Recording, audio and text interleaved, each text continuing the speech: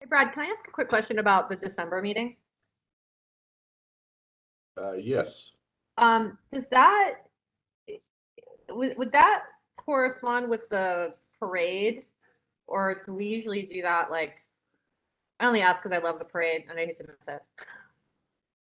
Well, and yes, it totally shuts us off from being able to do it. So we normally always do that December meeting on the second Thursday of the month instead of the first. Okay, I seem to recall something like that. Cool, thank you.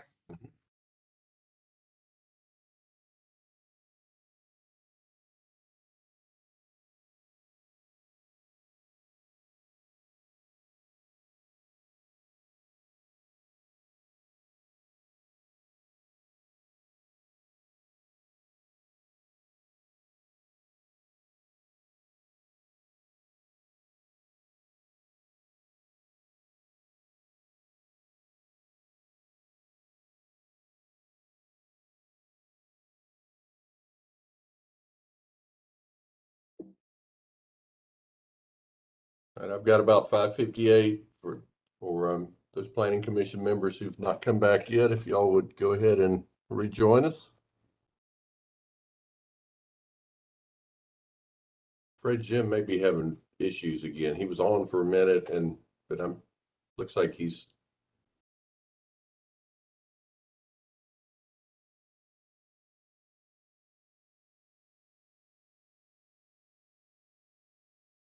got signal problems.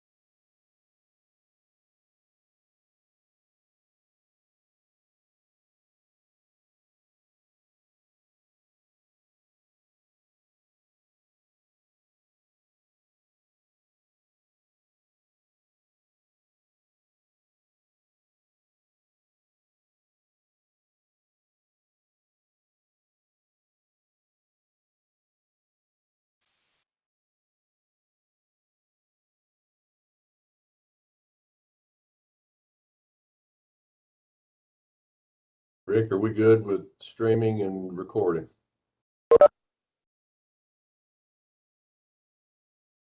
You're muted. Sorry. Yes, I've started the streaming and the recording. Awesome. Okay, thank you. About one more minute.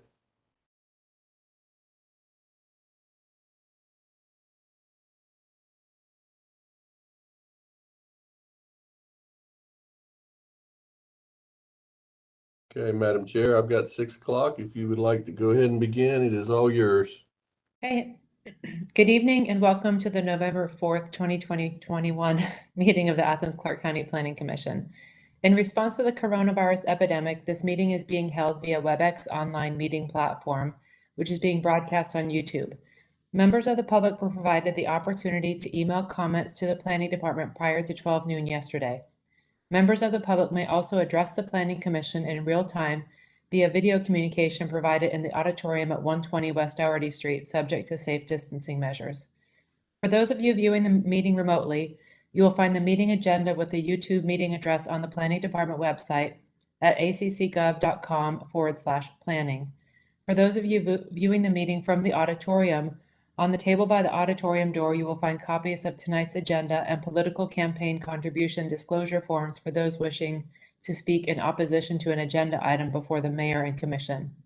After staff presentation of an agenda item, we will receive public comment, first from the applicant, then from those in the auditorium. 10 minutes are allowed to address the commission for the applicant or their representative, and also for any specified interest group representative who has requested additional time prior to the meeting. 3 minutes are allowed for anyone else who wishes to address the commission. After public comment, the applicant or their representative may request a 2-minute response. Once the public hearing is closed, the Planning Commission will proceed to discuss and act on the item. We will receive no additional public comments unless requested by the Commission. When addressing the Commission from the auditorium, please speak from the designated place as directed by staff. For all speakers, please provide your name, address, and occupation for the record. For those in the auditorium, a timer device will display an amber light 30 seconds before the expiration of the allotted time and a red light upon expiration of the allotted time. So please pay attention to the light so that we don't have to interrupt you. For those addressing the commission remotely, you will also be expected to adhere to the specified time limits. Exhibits may be displayed by the applicants remotely or in the auditorium.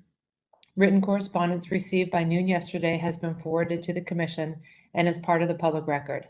Any additional written materials to be placed into the record must be read during public comment within the time limits previously stated.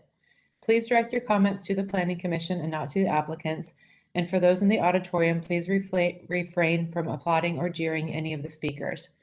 For everyone participating in this evening's meeting, please turn off or silence your cell phones. For commission members, please mute your microphone if you're not speaking, use the chat box if you have any technical issues, raise your hand to your camera if you'd like to speak, and please wait to be recognized. Remember that this meeting is being recorded.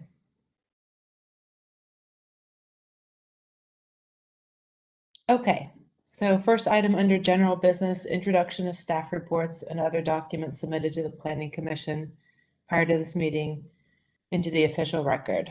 Do I have a motion? So move. Lucy's moved and Alice second. Okay, all in favor, please raise your hand and say aye. And any opposed? Okay, thank you. Next item, approval of the October 7th Planning Commission meeting minutes. Would anyone like to make a motion? Alice? I move that we approve the minutes as amended and sent to us later today. Great. And Joey, second? Great. All in favor, please raise your hand, say aye. And any opposed? Great, thank you. Brad, do we have any May courts review or public comment? We do not. Okay, great. Let's move on to our first item under old business. That's 250 Dublin Street. Who is here to start speaking on behalf of that application? Or I'm sorry, we're starting with the staff report. I always mess that up. Then we'll get to you. Okay, the first item before you tonight is 250 Dublin Street. This is an amendment to an existing planned development. It's RS5 zoning. It's also in the airport overlay. And this is the location map. The hatched area is the airport overlay. All the property is inside the overlay, as well as the immediate vicinity. An aerial view showing it's currently undeveloped state. The future land use is traditional neighborhood, which is compatible.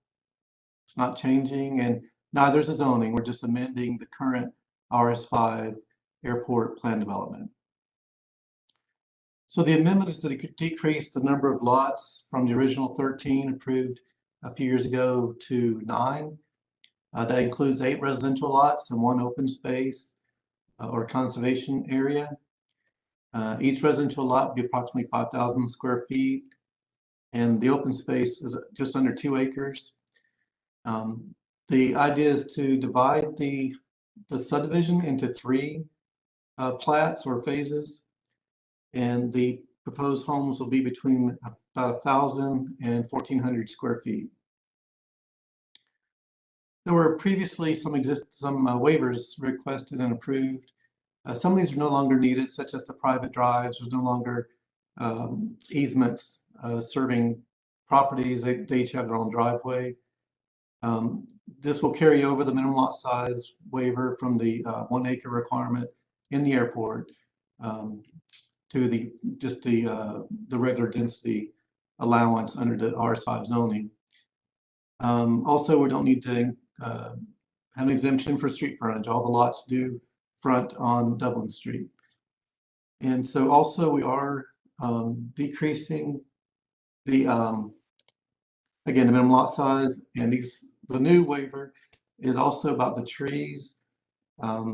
The amount of trees due to spatial limitations from utilities required distances between the street trees. So a few less street trees than normally would be required.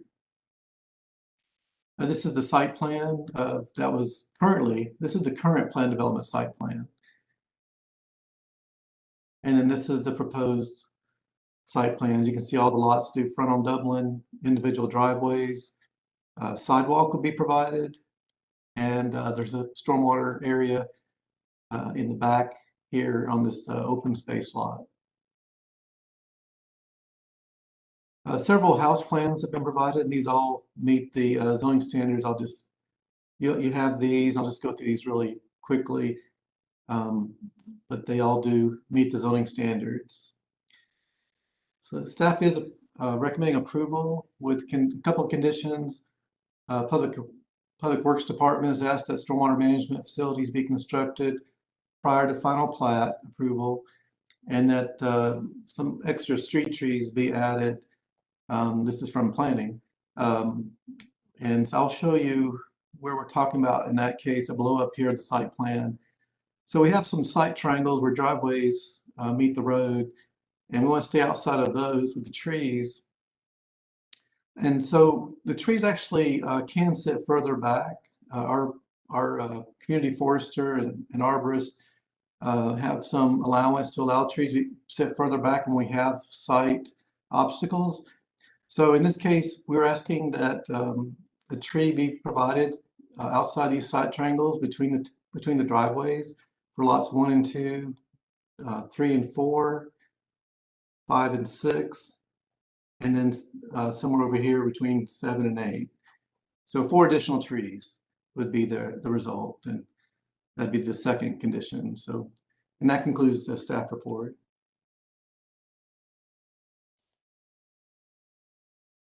Thank you. Now we'll move on to applicant presentation. Not sure which of you are going to, Heather, is that you or Josh? Well, Josh, I think, is muted. Just point of information for all the applicants who are logged on as part of the WebEx presentation. Yeah. Because you don't have the benefit of the timer light in the auditorium, I'll keep the time for you here. If there's more than one of you that want to speak, you've got to share the total 10 minutes between the 2 speakers, and I'll give you about a 1-minute warning when you start to get close. So, Great. Thank you, Brad. Mhm. I'm going to let Heather speak to this request, and if we have any time remaining, I'm going to come back to some of the details. So Heather, I'll turn it over to you. I think I'll be pretty quick. The main thing that I guess, so you guys understand, is, and I do apologize that we didn't do all the public input earlier in this process like we normally do. The pandemic has made things a little different. So we did host an event over on Dublin Street. We had families on our waiting list and neighborhood residents come by and give input on the plans. Based on the things that the feedback that we received, we went and made some more changes. So that's why you're seeing kind of like some different phases coming through. The main things that we heard, one are the separated driveways, and that's in response to people are concerned about people parking on the street. It's a narrow street that's not up to code already. So we're trying to address that.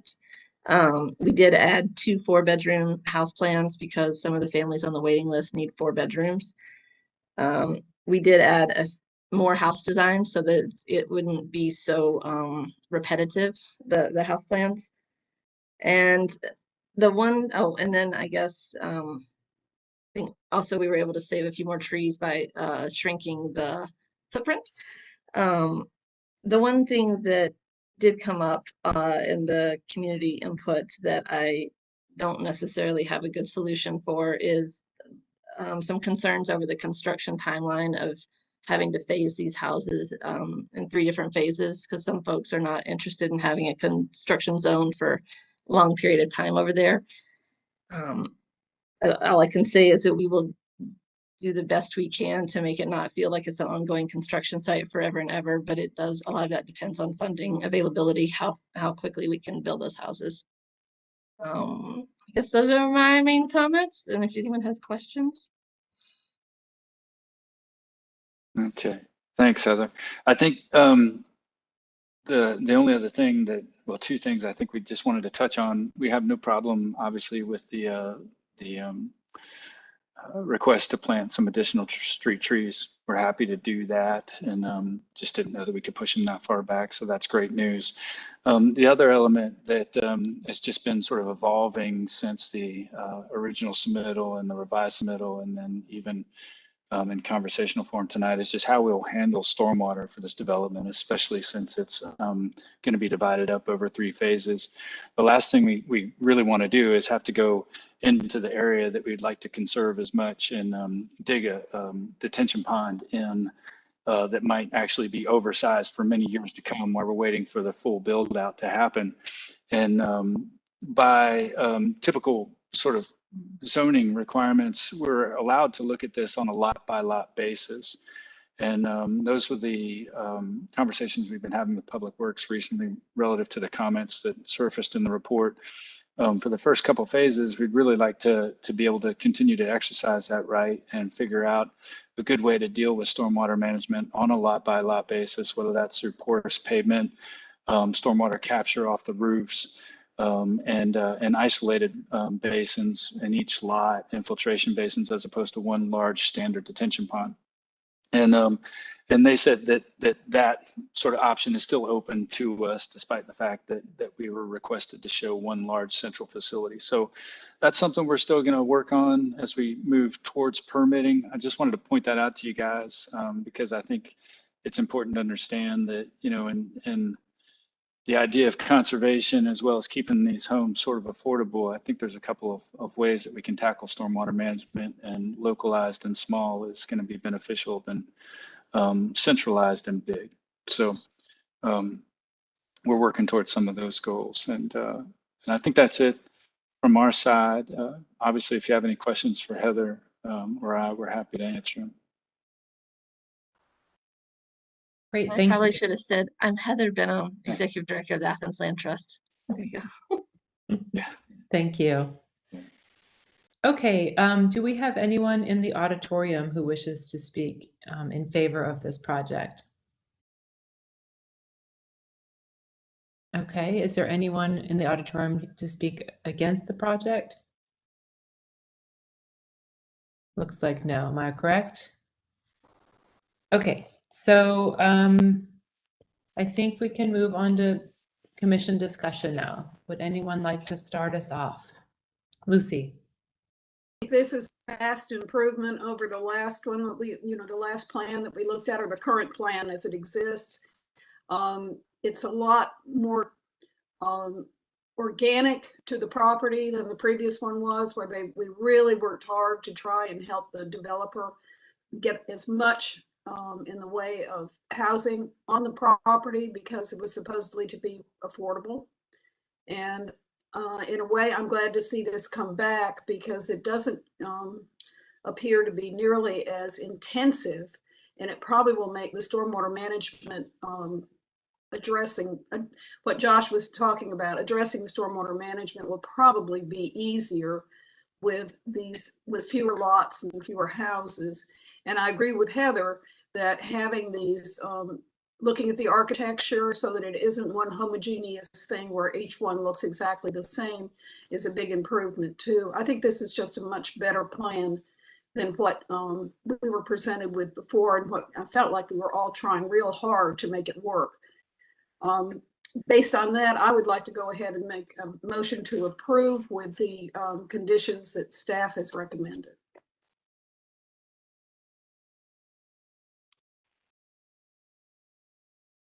Matt? You're muted. I'll second that motion. And I did have a question if in discussing the motion. I wondered if the applicant could speak a little more to the phasing. I wondered, as I read it, I scratched my head for a minute about why it initially subdivides into 3 housing lots and a 4th undeveloped lot, and then at least 12 months later subdivides that undeveloped lot further into more housing lots.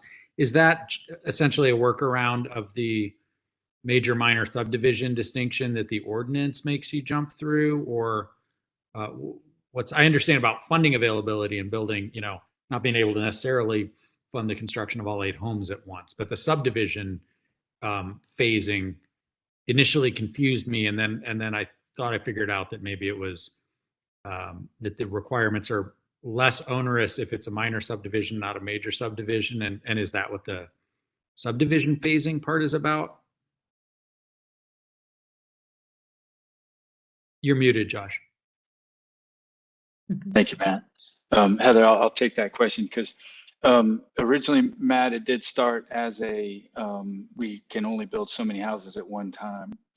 And there were certain advantages to staying in the minor subdivision that ultimately, as we worked through this, weren't any concern. So, at the minor subdivision, you don't necessarily have to have sidewalks or on-street parking or street trees. But those were all things that the land trust wanted to incorporate anyway, to as much as they could relative to some of the offsets. So the phasing has more to, and the big point I think there too, Matt, comes back to stormwater management. Some of the more recent subdivisions that have stayed minor have been able to develop those lots without stormwater management. And that's why this has been an ongoing discussion with Public Works, because that wasn't the intent here. The land trust has been committed to doing the right thing from the start. And regardless of how many lots there are, once you go over 5,000 square feet, stormwater kicks in anyway. So whether you plat them all at one time versus plat 3 and then the 4th at this point is not necessarily the same conversation we were having in the beginning, because they're dedicated to all those lots and all the requirements that come with them. So I think it's really about them building 3 houses now, 3 houses later. The plat itself may go ahead and plat all 8 lots at one point in time.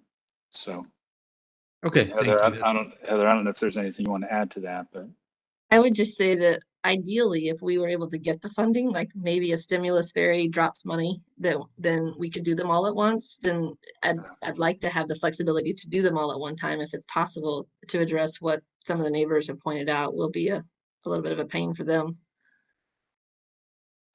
Yeah, thank you. I appreciate those comments. And I just generally on Lucy's motion, I feel the same way. I think that it's a great project. I appreciate the design changes, and the cottages look great, and it seems like a real enhancement to the neighborhood.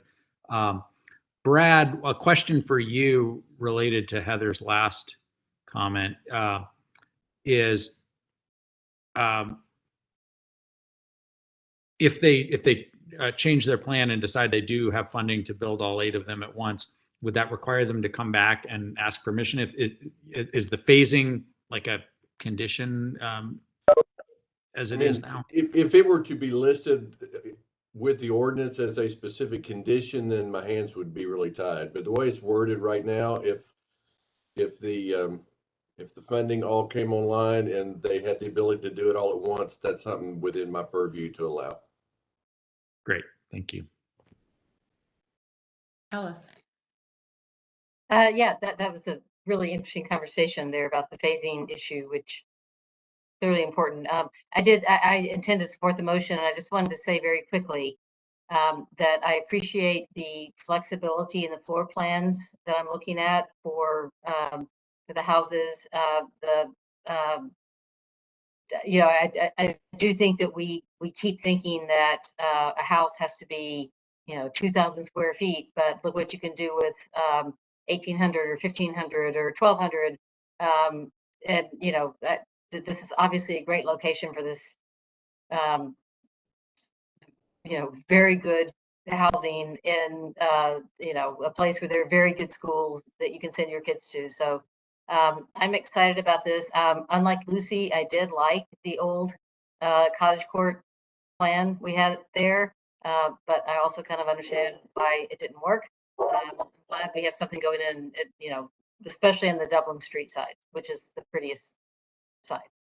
So that's all. Rick, did you want to add something? I just want to make sure our conditions worded okay for the stormwater management, Josh. I know because Public Works wanted stormwater management taken care of in the first phase, and then you were talking about individual lots. So, And I was just about to ask the same question, Rick. And this is a little bit non-traditional, but if Madam Chair, if you would allow me to ask a question to the applicant. Sure thing. Okay.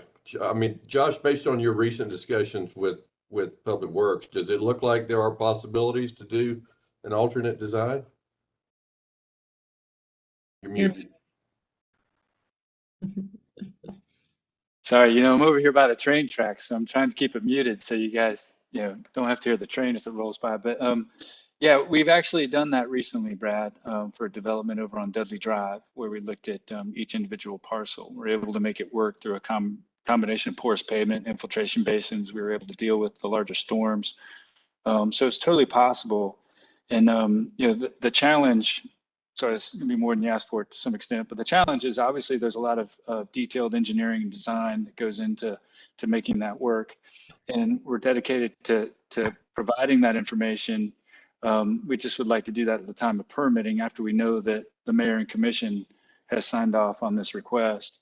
And the time commitment or time investment will certainly yield the results. But it can be done. You know, we just talked to Bob about it again, Public Works about it again today to make sure that we're all on the same page there. Rick, I believe you're copied on that email, and just relative to making that happen. So I understand where we are in the report in that particular condition. If there's any way that we can address that in wording, whether in a revised report that goes to the mayor and commission based on this conversation, or it's just something we have to deal with later, I think just knowing that we have that option, you know, is good enough for us at this point in time. Here's what I would recommend if the mover and seconder are willing to go along with it, because this is new information to planning staff too, based on these conversations that have just occurred.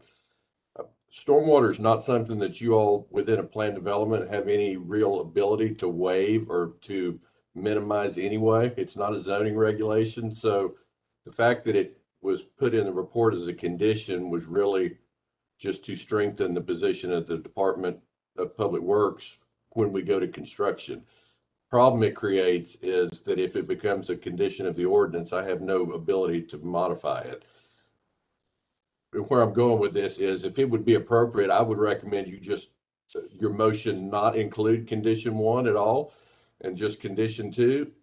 It doesn't take away their requirement to address stormwater, but it gives them more flexibility as they go through the design phase. If there are alternate means by which to do it, then we're not bound by a condition of an ordinance. If at the end of the day, Public Works says we want the pond built before any final plats, then they have that authority, regardless whether it's a condition or not. So if that would be appropriate based on this new information, that would be my recommendation to you.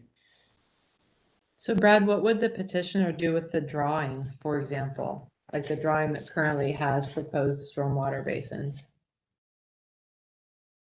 I would say at this point, I would just leave it. If there's an alternate way to deal with it and it just goes from stormwater to undisturbed, then, you know, that's something that's an administrative change. Yeah. Okay, so like that existing on the drawing as it is doesn't bind the applicant to not to the specific design. It just binds them to, that's where it's the intent of it being shown on the design is to ensure location as much as anything. They generally have not fully designed that pond at this point, but if I'm the neighbor that lives in closest proximity to it, that's something I want to know in terms of where the pond's going to be if it goes in. So it's really more of a placekeeper than an engineering facility at this point. So do we want to go back to you, Lucy? Yeah, I'm okay with that. And one reason is because when they go to get these final plats, there probably will be some negotiation with Transportation and Public Works on this to determine what's the most appropriate way to go. And I understand that Public Works will want to make sure stormwater management is taken care of. We all care about that. But how it's taken care of doesn't necessarily need to be in the ordinance per se. Right. Okay, so I'm okay with removing that. Yeah, and I continue to second Lucy's revised motion. Do we need to do something a little bit more official than that? Or is that fine? Can she just revise? I think we've got that. But the motion now is just a motion to approve with condition 2 as noted in the staff report, not condition 1. Okay, so can Okay, and Matt has seconded that. Okay. So can I go ahead and, I think, Rick, do you want to do a roll call vote? Rowland, Yes, Sanders, Yes. Tucker, Yes. Anderson?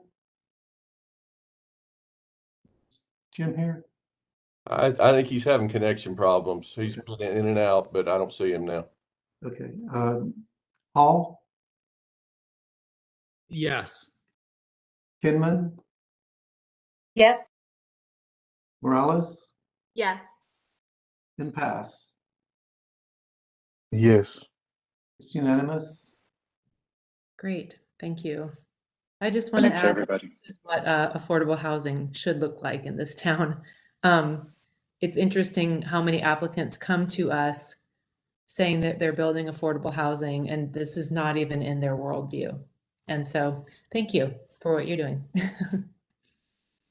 Okay, we're going to move on to our next one. This is item 2, 1310 Spring Valley Road. And we'll start with the staff report. Okay. Are you able to see this? Yes. Okay, thank you.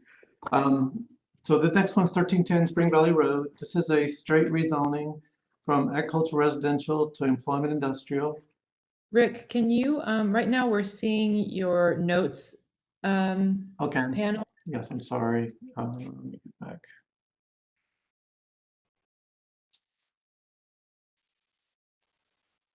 Is that better? Better.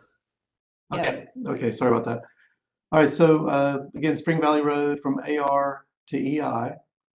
And this is a location map showing the property along frontage on Spring Valley Road between, well, north of Athena Drive, further up would be Voiles, and across from the Thomas Farms Conservation Subdivision. The current status has been a farm, agricultural, as well as some timber harvesting. And you can see a rather large pond on the site. The employment center future land use would remain. It is compatible. The crest is compatible with the future land use as it stands today.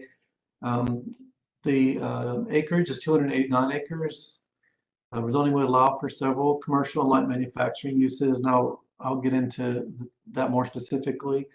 Also, the rezoning would not allow heavy manufacturing like the transfer station, auto wrecking, etc. So Jim asked, and I thought it was a good idea that we put in a slide so everyone's clear on the permitted and prohibited uses. And so there's several permitted uses. You can see they're not going to be the heavy type of manufacturing. You can't take like a raw resource and change it into a finished product. This would be more like assembly type uses of something that's basically just being reformatted. So we have other uses as well. There are some many other uses that are possible: retail, self-service storage, and you can see the rest of them. Their office, commercial outdoor recreation. And I won't go through all those, but they're listed there. And then the prohibited uses.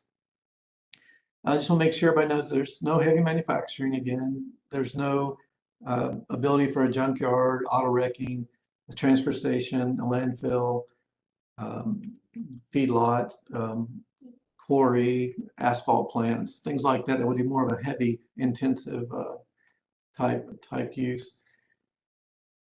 This is again the future land use, which would not change, and just a more widespread type of view of it there. And you can see everything on that side of Spring Valley has been proposed for future use as employment. And then this is the zoning currently and what it would become. And again, a broader view showing how the property is almost surrounded except for the Thomas Farms neighborhood, otherwise surrounded by industrial zoning, including this piece, which is actually part of this tract, but it's already zoned EI across the street there. So we do have a lot of bordering of other EI zone properties. We are compatible with the future land use designation. The same family that once obtained AR zoning is now requesting the EI zoning. And then the, again, just EI does not allow the heavy manufacturing uses incompatible with nearby residential development. And just to mention too that, since it is surrounded by industrial, the likelihood of it becoming a residential development is probably remote. So it's likely to be used for some kind of, economic development use.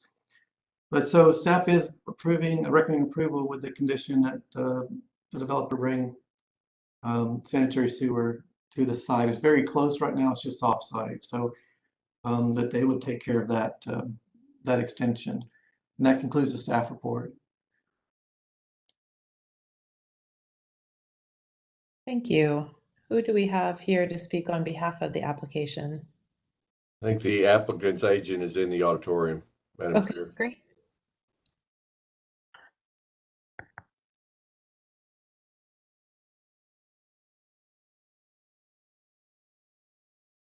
Good evening. I think maybe the auditorium is muted. Auditorium's muted. You're good to go now. Start all over. I'm Gary Whitworth. I live at 398 Deering Street, have for 43 years and been in real estate here for 50 years. So I'm here to represent the family, the Christian family that owns the 289 acres. We have, I'll give you a little history of what has transpired actually since the 60s. Our city fathers at the time knew we needed industrial properties here. So what they did, they took from the railroad, CSX Railroad, over to Spring Valley, from the perimeter, which actually the perimeter was planned in the 1950s, but from the perimeter out to the Pittard Road. They designated that as where our industrial growth was going to happen. And shortly thereafter, you got Reliance Electric, of course, they're located across Highway 29. Then you had DuPont, which located out to Voyles Road and between Voyles and Pittard Road. And because of that, Olympic Drive was then put in and improved. So they created the industrial park that's there. And one of the good things about it, I perimetered it off. You're looking at 3,500 acres, more or less. Well, over the years, that 3,500 acres has dwindled down to about 1,500 acres. That includes the Christian tract, that 1,500 acres. And part of that land, I would say probably maybe 15% of it is not developable or usable because of the streams and the creeks running through it. But we're here because the owner of the property, Mr. and Mrs. Christian, Mr. Roscoe Christian was a steam pipe fitter. He worked in Atlanta. He was also a farmer. He would leave at 4 o'clock in the morning, get back after dark, Monday through Friday. Saturday and Sunday, he would do his farming. He had chickens, he had soybeans, he had cattle, a little bit of everything, a true farmer. And he told me, he said the only time he saw his farm in daylight was on the weekends. But what happened during that time, he was gung-ho for or wanting to see an industrial development. So he agreed to incorporate his land into it. Well, as taxes started rising, he felt like he couldn't afford to pay the taxes. So that's why he requested an AR zoning. And at the time, the commissioners that were there pretty much agreed, and with the knowing that that land would revert back to industrial at some point in time. So you know, you look at the park, most of the users that are there are large acreage users. And we're talking about a 289 acre block of land. And if you look at the zoning map, that 289 acres cuts right into the heart of the Athena Industrial Park. It needs to be back EI. And I can't tell you what industry is going to be there or how it's going to transpire. You'll probably see roads cut in, but we don't know that yet. And if it's anything like when we did the Caterpillar, that road system was improved. You're going to hear Spring Valley Road is too narrow, too small. When you start industrial development on that tract of land, you get the state involved, you get the county involved, and improvements happen. So I don't think, I know you're not going to see a crowded truck-driven road constantly used and impacting that whole area, schools, neighborhoods, and everything. Things will change, but we need to it needs to be back industrial. And if you look at the different properties out there, we have had 400 acres of that park to be bought and developed just in the last 2 years. So there's things going on. And I've always heard that when a city reaches 100,000 population, it does start growing internally. And we're seeing internal growth, we're seeing outside growth, we're seeing research from the university. Kind of people are coming in here because of that.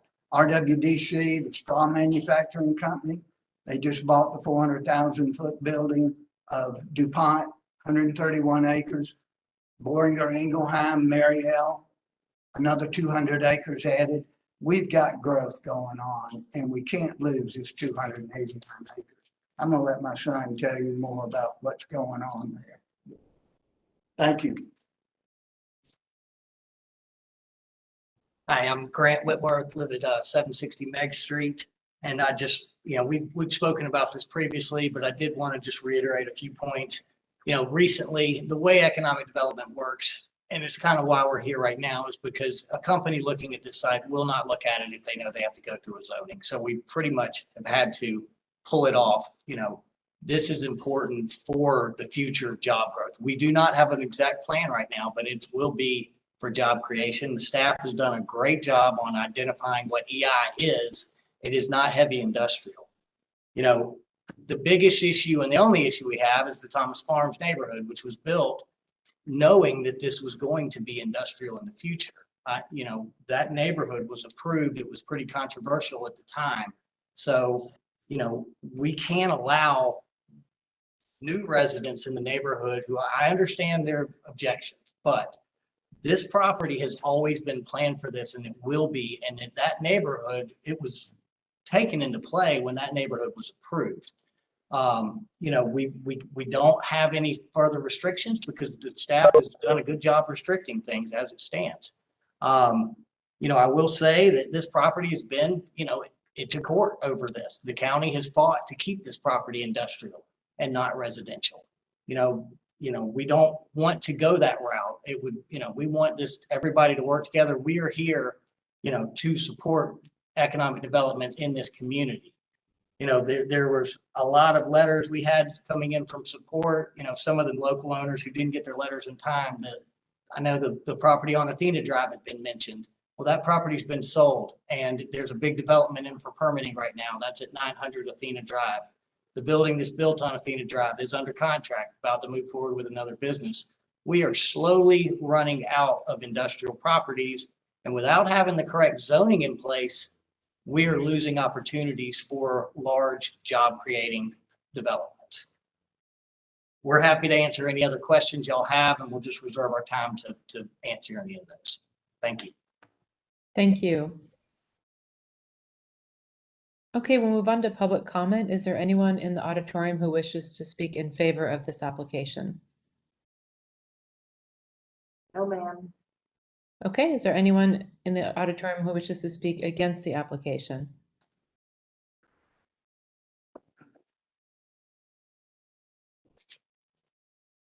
Good evening. My name's Angela Green. I live at 269 Taylor Lane in this Thomas Farm subdivision. And thank you for tabling this at the last meeting and the opportunity to address it again. We in the Thomas Farm neighborhood have met and discussed the proposed rezoning. And all of the people that I've spoken to in the neighborhood, which is many of them, are opposed to zoning this property EI. It does concern me that there are folks in the neighborhood who are elderly, who don't use email, who don't drive at night, or have job and family responsibilities, who can't be here to offer their feedback. I know that you make an effort to get feedback, so I don't mean that as a criticism. I'm just stating it as a fact. So I would like to try to speak somewhat on behalf of myself and on behalf of them. We believe that Athens-Clarke County made a commitment to this section of Spring Valley Road being residential when they approved the Thomas Farm subdivision. And that residents at that time had no reason to expect that the land would later be rezoned across the street. Future land use maps are not something that residents know about.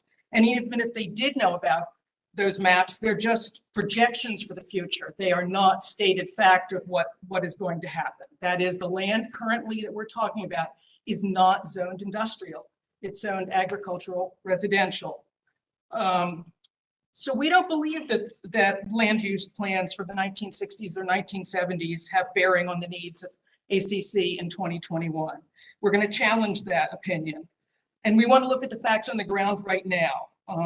We believe there's an abundance of land available for industrial development in Clarke County and that this parcel isn't needed. Homes are the biggest and sometimes only wealth that many citizens have. This rezoning will likely reduce the net wealth of some residents who are not in a position to take that hit.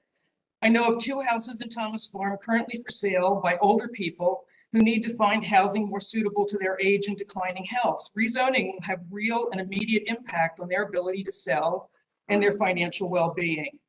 Which brings us to the issue of housing. I think a moment ago someone said that this land isn't suitable for housing. I think we also challenge that. There's a serious shortage of housing in Athens-Clarke County, particularly in the lower and middle price range, because there hasn't been enough new home construction. Home prices and rent are escalating beyond the reach of ordinary people. Zoning this property as residential would be a much better use in our opinion. What good is economic development if there is no suitable housing for the workers to live in? Economic development needs to be balanced against other land use needs such as residential and recreational. The Firefly Trail is very close to Spring Valley Road in the area across the street from 1310 Spring Valley Road. Athens-Clarke County's made a significant investment in the Firefly Trail. To compromise that recreational experience with the traffic and likely road improvements needed to accommodate large vehicles makes no sense. And we don't want Spring Valley Road to look like that section of Olympic Drive near the CertainTeed plant. I know there's discussion that the road would be improved. We don't want to live on that kind of a road. Residents have valid concerns about possible pollution that may come from industrial development adjacent to residential areas. And sadly, there have been many instances in Georgia and throughout the country where environmental regulations were not sufficient to protect the health of residents.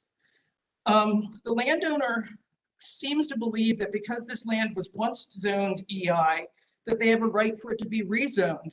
We challenge that as well. Landowners don't get to decide how their land is zoned. The Planning Commission and the County Commission do that based on what's best for the community as a whole.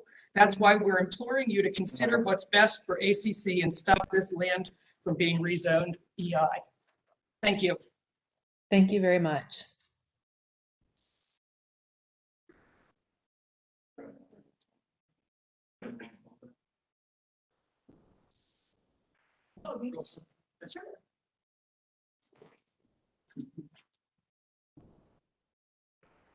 Hi, I'm Marlene McKee, 115 Ashland Court. I know that I'm new to the area, so I'm not familiar with everything about Mr. and Mrs. Christian who they've talked about, but I don't know if they are currently the landowners. You know, or they're just talking about previous thing from 1960, which, you know, I don't know about that. On the way here, there's two entrances into Thomas Farms.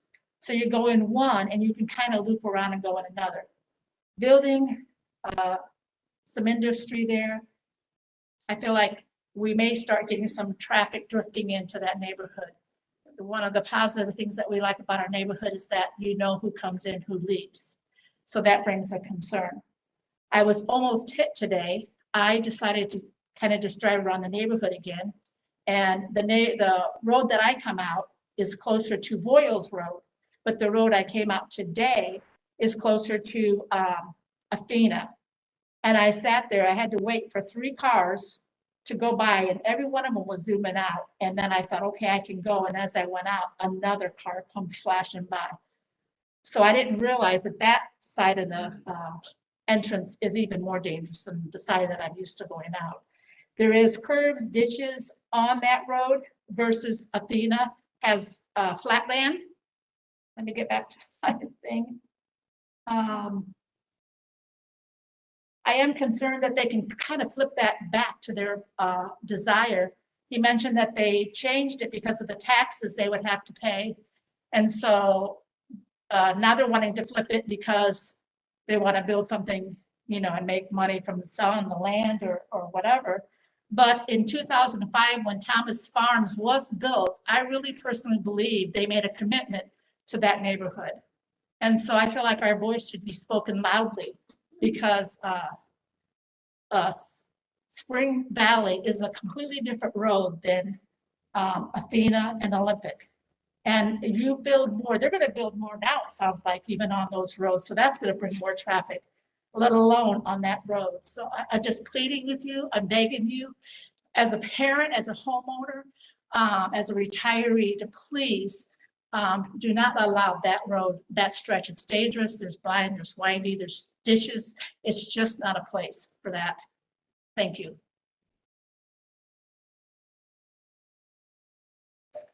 Thank you very much.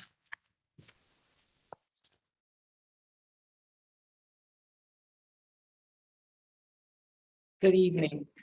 My name is Callista Quarterman, and I live in the neighborhood. I reside there since they started building the houses. So I've been there for about 15 years. I'm writing to oppose the rezoning of the land to be commercialized.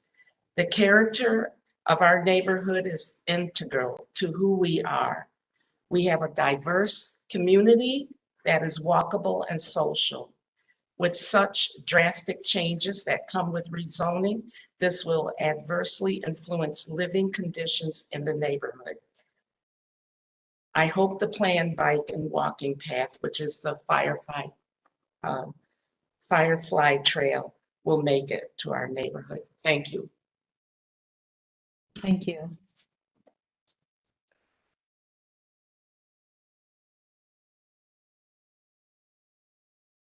Good evening again. I am Alex Marchante and I live at 106 Gretchen Lane in the Thomas Farms subdivision.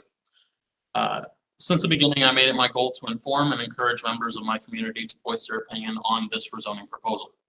What you have heard over the past month, including our previous meeting, ranges from infrastructure, safety conditions, environmental concerns, and debate as to whether we should encourage employment over housing.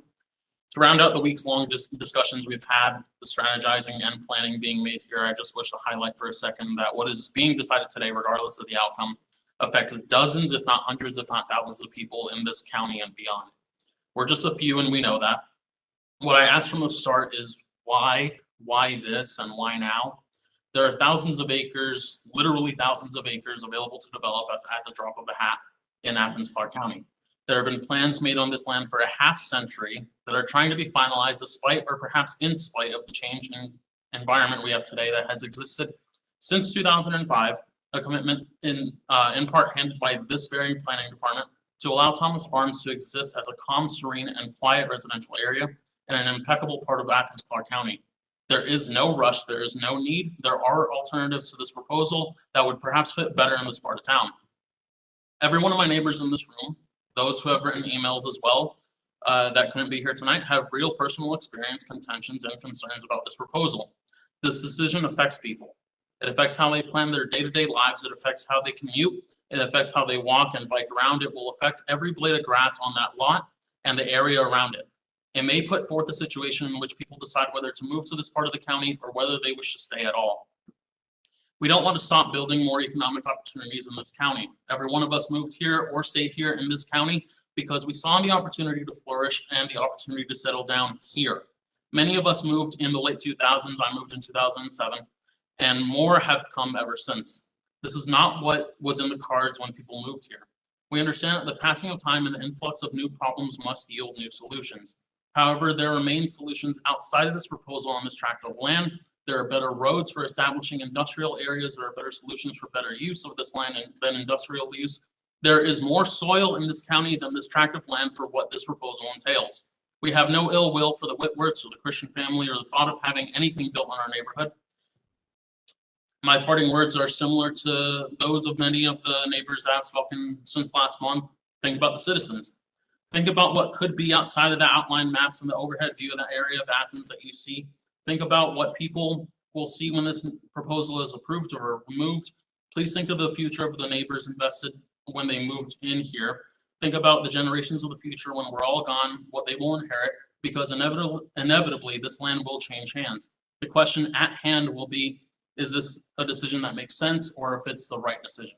Thank you. Thank you very much. Is there anyone else who wishes to speak to this proposal? Yes, he's coming on up. Oh, great. Well, good evening. Seems like we were just here recently. My name is Dr. Mike Garland, and I live at 266 Taylor Lane in Thomas Farms at Spring Valley. So I continue to stand here tonight in opposition to the rezoning of 1310 Spring Valley Road and agree with everything that has been previously said, and I'll go in a little different angle because I have served as an agricultural research scientist my entire professional career and have a keen interest in protecting ecological resources and biological functions of land. So according to the American Farmland Trust, in the last 20 years, we've lost 11 million acres of farmland to development. And over since 1992, we've lost 31 million acres. So this is somewhat alarming to an agricultural research scientist. Humanity tends to follow the path of least resistance, and 1310 Spring Valley Road is a relatively easy parcel to develop because of its agricultural nature, but it's wonderful for the water generating supplies that some of the springs afford. So I agree. Is there really a need for additional industrial development there? So after 16 years at Thomas Farms, I almost think of that list as presented as a small town that would exist between Athens and Hull and Winterville. And with the recent development up the 29 corridor from Athens Tech, we just, is it essential to have another small town in that area?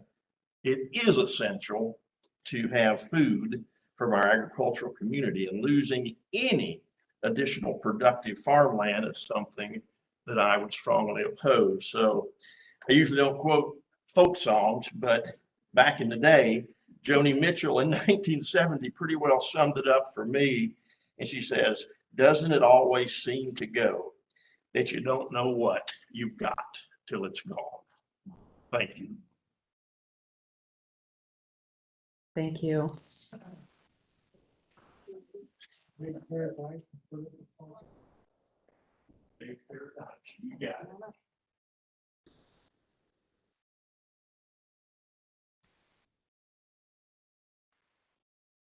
Hi, my name is Kevin Green.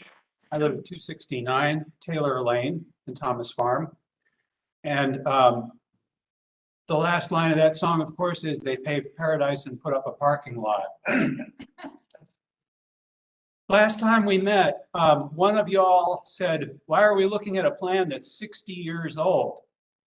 I think that's a really good question. We need to be thinking about the future. And I think that things have changed drastically from where they were 60 years ago. And I think that all that has been said here tonight has been very eloquent reasons to not rezone this parcel of land. And also, I want to applaud you all for thinking about affordable housing, because that's really what we need right now to further growth. Thank you very much. Thank you.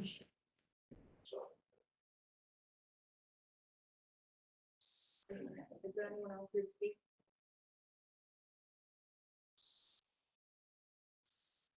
Hello, I'm Lisa White Rogers, and I live at 172 Gretchen Lane. And so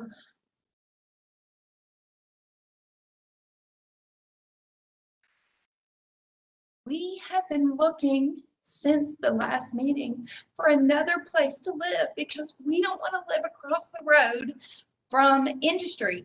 If you drive down Spring Valley, there is nothing there that says this is industry. This is residential, and our neighborhood, as others have said, is quiet. There's not a lot of traffic. There's not a lot of people coming through. And we do walk and talk to our neighbors. And I think it would change the feel of the area. And I want my neighborhood to stay what it is. Thank you. Thank you. Anybody else?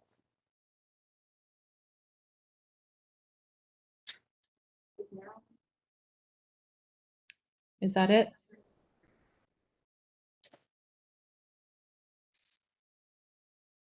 Okay, I think if that is the last comment, then the applicant has 2 minutes to speak to the comments if he wishes.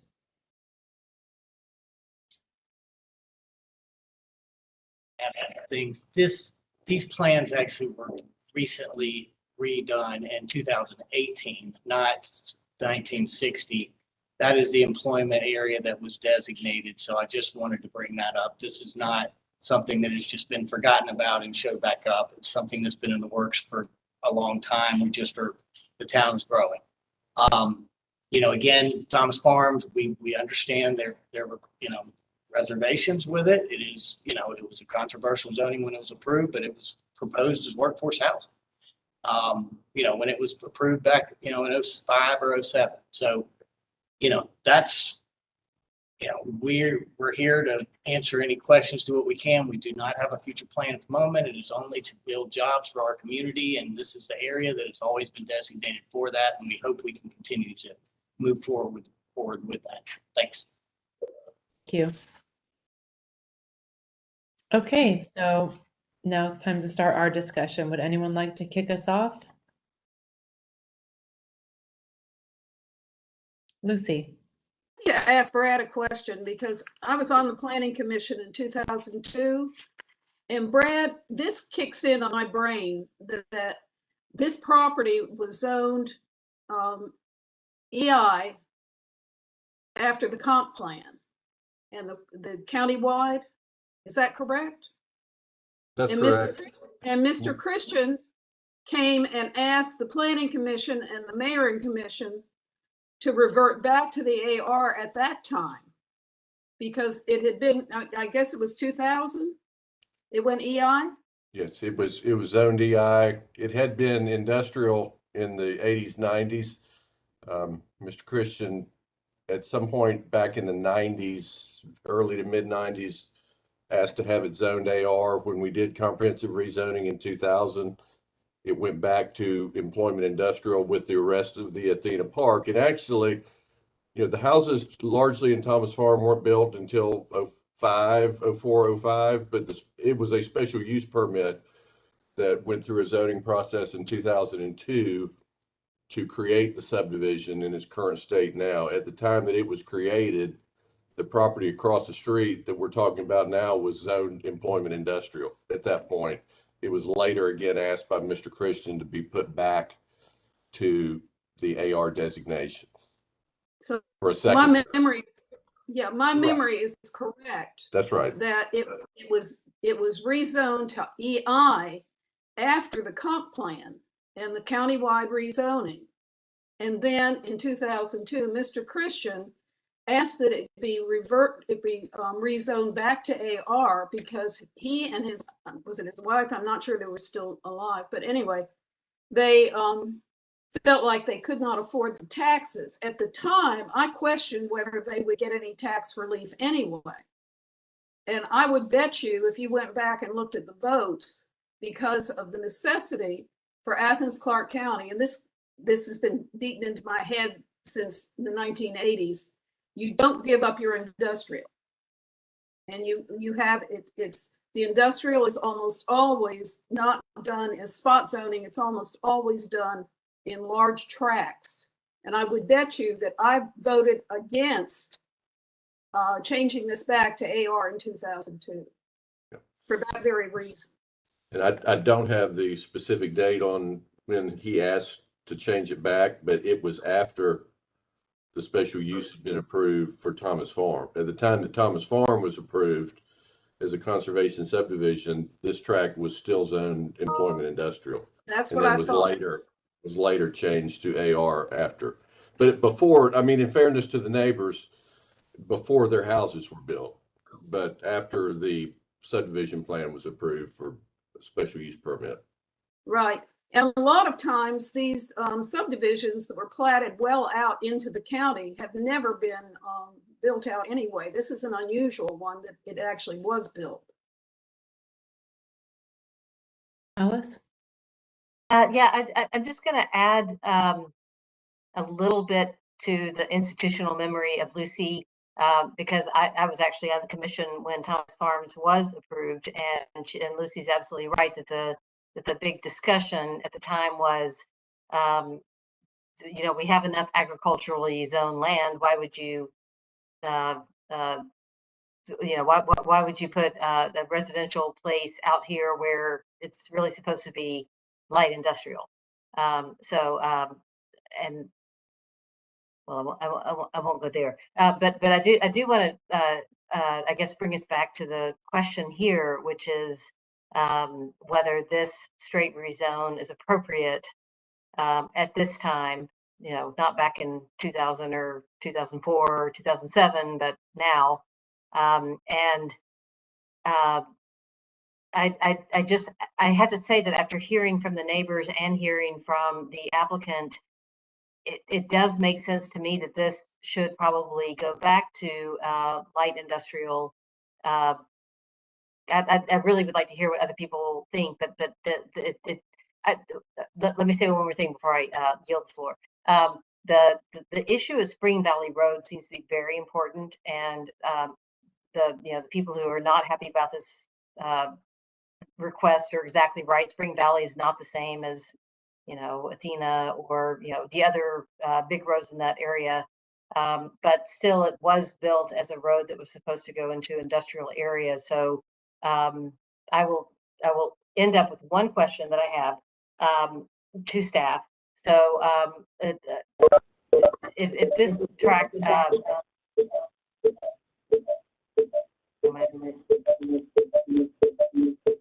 Do you have a second? Can everyone hear me? We can. There's just that crazy echo.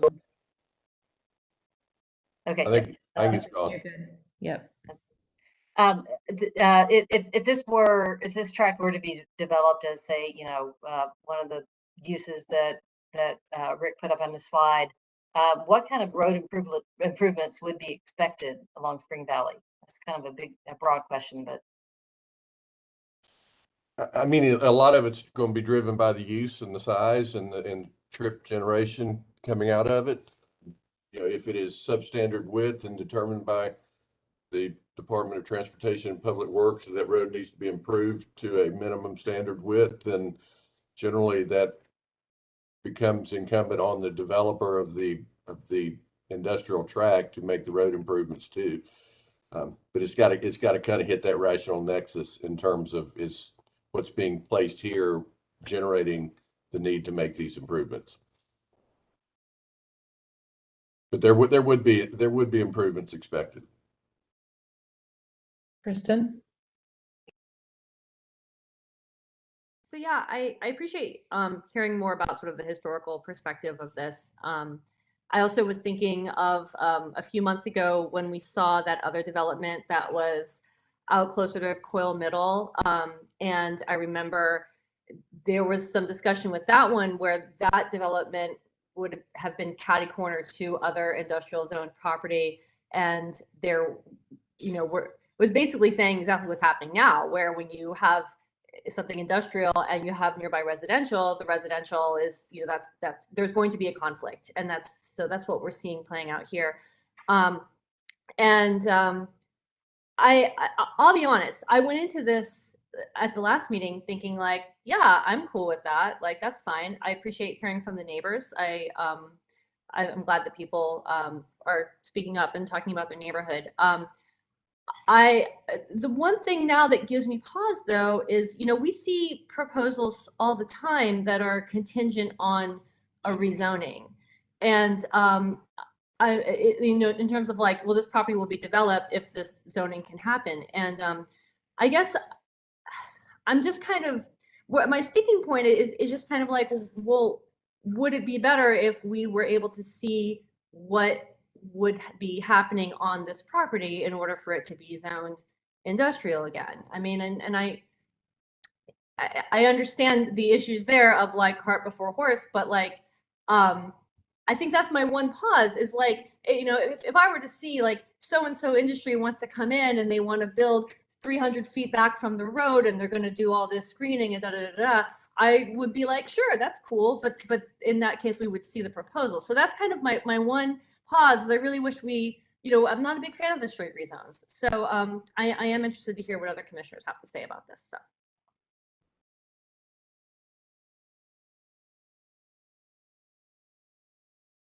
Joey. Thank you.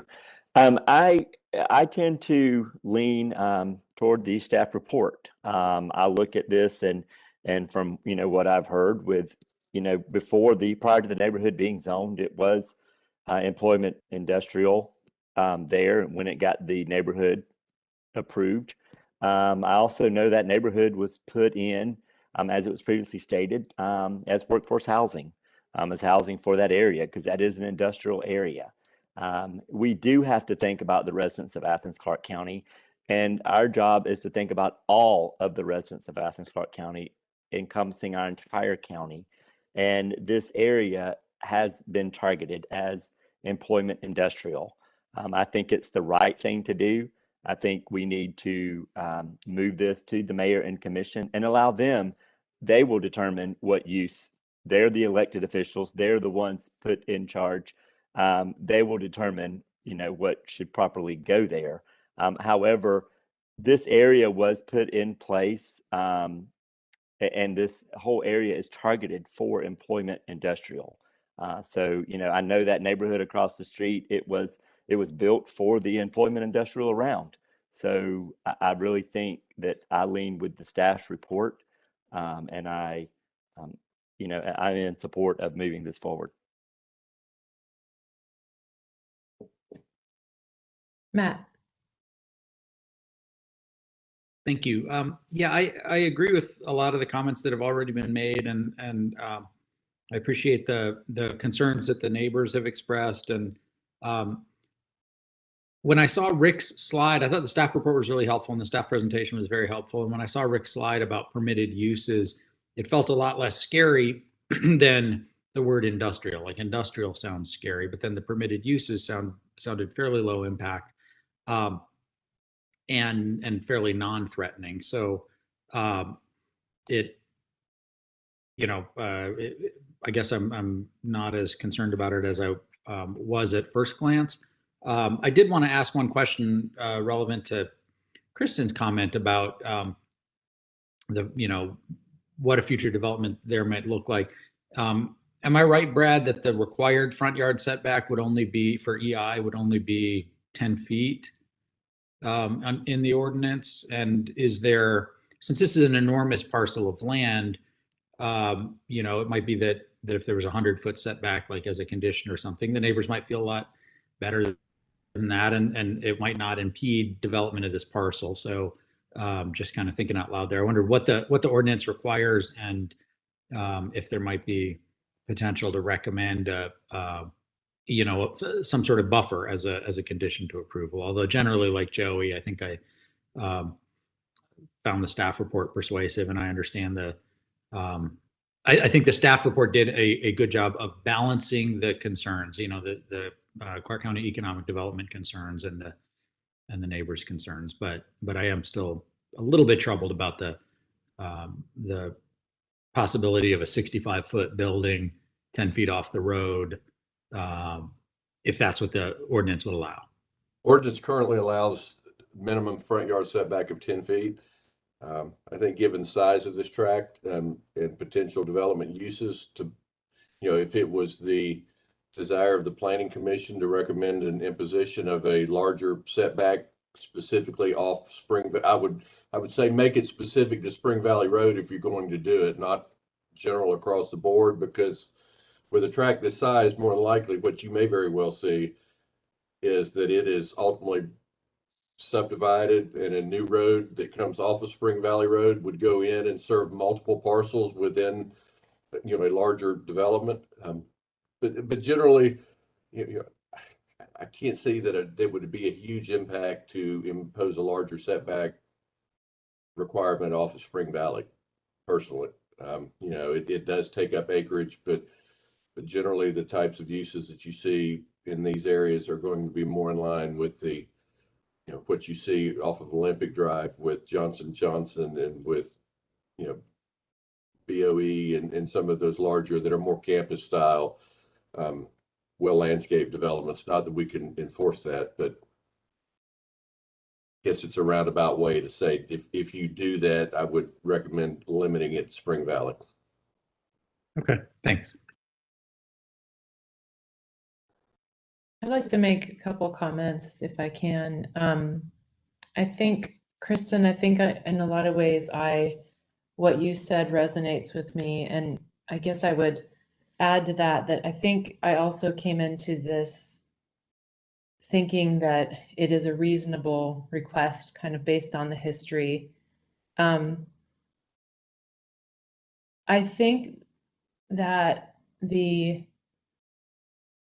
it's a tricky one. We all understand why it's tricky. You know, if we go back in time, allowing the conservation subdivision there created this conflict. And now this is what we're dealing with. And it's a really tough conflict. And I don't think it's rare for us to hear this many residents come out with strong arguments for something that, you know, they don't necessarily have a right to control the use of the land around them, but they certainly have the right to have an opinion about it. And I think it's kind of interesting to observe our conversation when so often in the past we don't like straight rezones.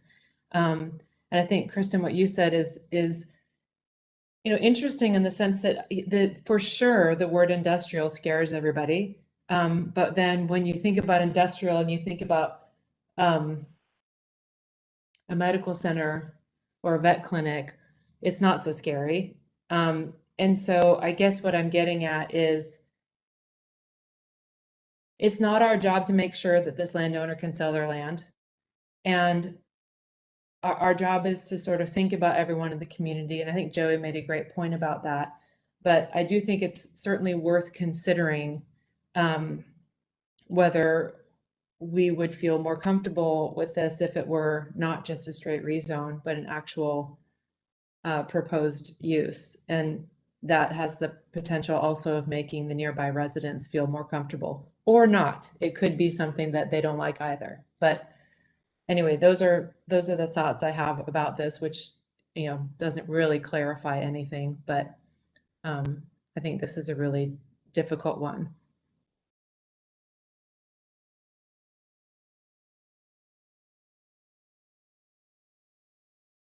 Alice?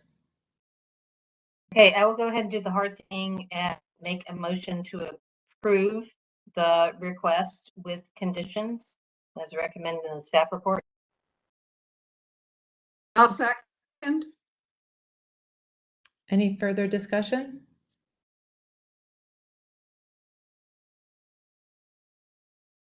Okay, this is one of those moments where I'm glad I can't vote. Rick, would you like to do a roll call vote? Kinman, Yes. Morales, Yes. Pass, No. Rowland, Yes. Sanders, Yes. Tucker, Yes. Anderson. Okay. Paul, Yes. okay, it's 6-1, passes. Okay, thank you very much. And thanks to all of you who came out to speak with us tonight. We appreciate that. Okay, our next item is the first item under new business. That's 2855 and 2865 Riverbend Road. We'll start with the staff report.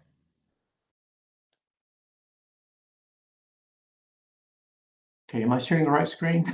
Yes, sir. You're good. Okay, thank you. I have two screens here, so it's hard to know which one is being you guys are seeing.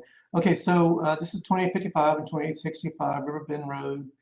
And this is, we have two requests here tonight because the zoning request from RM1 to RM2 also requires a future land use request or change from traditional neighborhood to mixed density residential. All right, so we have the location map here, and you can see the railroad right away here to the east. We have Riverbend Road that we're fronting, the two lots front on, and then a little bit to the west is South Millage. In this aerial view, these are vacant right now. They used to be part of the same tract, and I've got a survey here to show that to you as this house up here. So here's the survey when the two lots were split out in 2012, and they're still vacant today. So request again, we have two, RM1, RM2, and traditional neighborhood future land use to mixed density residential. The two parcels, and I think there was a typo in the staff report. They are 0.177 acre each. So that total is actually just over a third of an acre.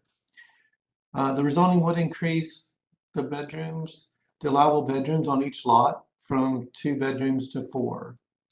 Since it's RM, we do count the number of bedrooms as the density requirement. So here's the future land use that would change. It would be pulling mixed density residential across the tracks, you know, for the first time in this area, to over here towards South Millage, and then the zoning. We don't have RM2 in this immediate area. It's actually pretty good distance to the next RM2. We do have just a sea of RM1, so it would be creating a little bit of an isolated zoning district. So again, it doesn't directly join the mixed density residential that's being proposed, and then we do find the current designation is appropriate. Right now, that area, there's a lot of multifamily complexes in the area, but there's this small area here by the intersection Riverbend and South Millage, which is just single family and duplexes. And that designation just seems appropriate right now for that area. There's again no RM2 zoning in the vicinity, so we are creating an isolated zoning district, which is one of the criteria we have to review under. And then the parcels were created when subject to the same 2-bedroom restriction. So we don't see a reason why the current zoning can't be used. It is a limit on bedrooms, but there's been no change conditions that would support the zoning change for this area. And so we are recommending denial of both requests. That concludes the staff report.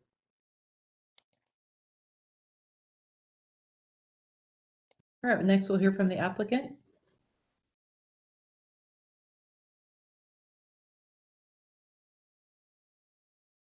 Hello, everyone. I'm Charles Baldwin. I'm the owner of Sprucewood Builders. I live on Main Street in Watkinsville, Georgia. It's actually where I grew up. I wanted to speak tonight on my intent of those particular parcels. I know they're small, and the RM1 limits the 2-bedroom size of the houses. And what my intent is to build affordable housing. Of course, I know we've heard a lot about that tonight. And to build, and also to back up, I've extended the sewer. Applied for that last year, and finally got that approved, and we extended the sewer from millage to those particular parcels. And the limit of 2 bedrooms just makes those houses very unaffordable. I'd like to have, young families be able to move in those houses and be able to afford them, but the price point in the size of bedroom, you're not going to be able to do that. We're going to be in a real high price point. We spend a lot on the development cost, and we thought that would fit into the area with all the. I know that there's a lot of RM1 across and beside it, but there's also the multifamily that's close by as well.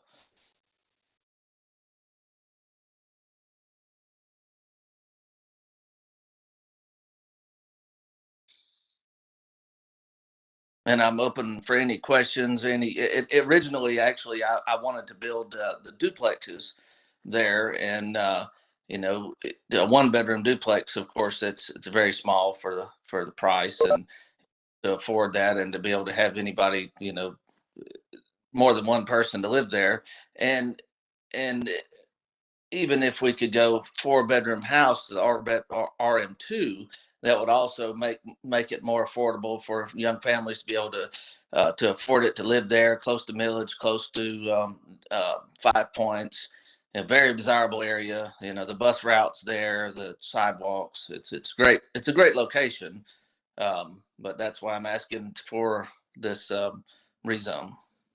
And I'm open to any questions. And I also have Logan here with Due South that's on the engineering side to answer any engineering questions that we might have. Great, thank you. Okay, so there might be some questions from the commissioners later, but we'll first go to any public comment. Is there anyone in the auditorium who wishes to speak in favor of the application or opposed? It does not look like it, Madam Chair. Okay, thanks.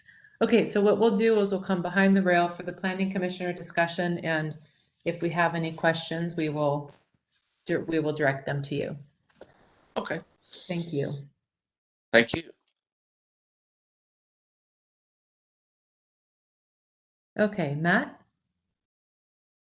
Thank you. Yeah, I guess this is a question for the applicant. Can you say a few more words about how building bigger houses makes them more affordable for families? I didn't follow that logic in your what you said.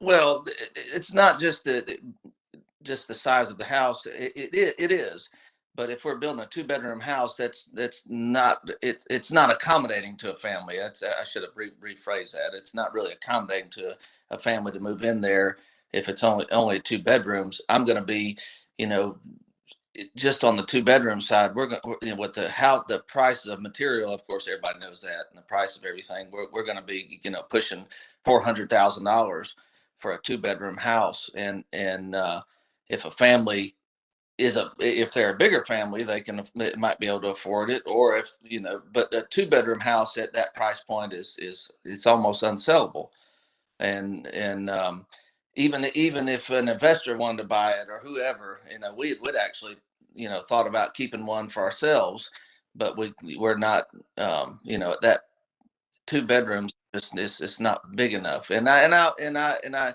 understand the size. I didn't at the time the RM1 I was understanding I could get a little bit more than I did the calculations a little bit off, but when we spent a lot of time on it, and now here we are.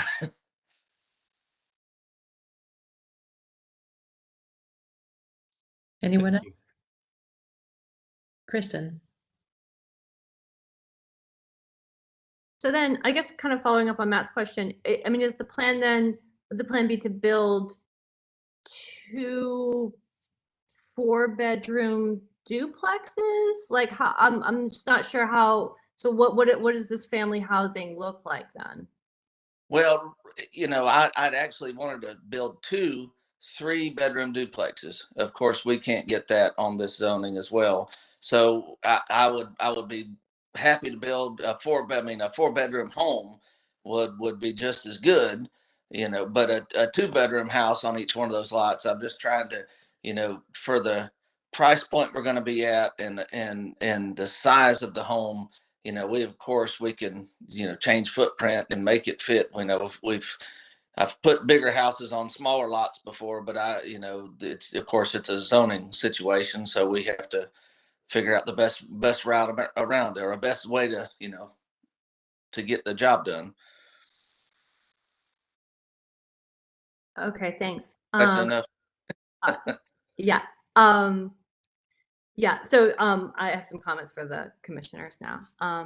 So I guess my layout keeps changing on me. Yeah. So I think my general thoughts. I actually drive past this area pretty frequently, and it's there's nice little ranch houses down here, and I agree with the staff report to keep the zoning consistent in this area. So that's my thoughts. I have a question for staff. Brad or Rick, if these parcels were combined, what options does the developer of the parcel have under zoning? They could build 1 4-bedroom house, or they could build 1 4-bedroom duplex. Okay, so Right. they would have 4 bedrooms max, regardless, with a couple configuration options. That's correct. Okay. And when were these divided? How many years ago? These were, the plat was, the 2 lots were created out of what used to be the backyard of the house that faces Millage in 2012. Oh, okay. Great, thank you. Anyone else? Alice? Yeah, this is just a comment based on, I did used to represent this area back in 2012. But just basically building on what Kristen said, I am very much committed to lots like this being used for higher density housing. So maybe not 1 4-bedroom house, but maybe 2 2-bedroom duplexes. But that's just a personal opinion. That has nothing to do with my role as a planning commissioner.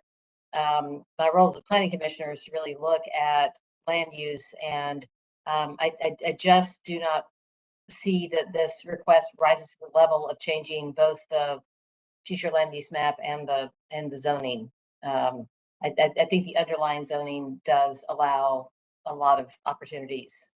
So I really can't support this request.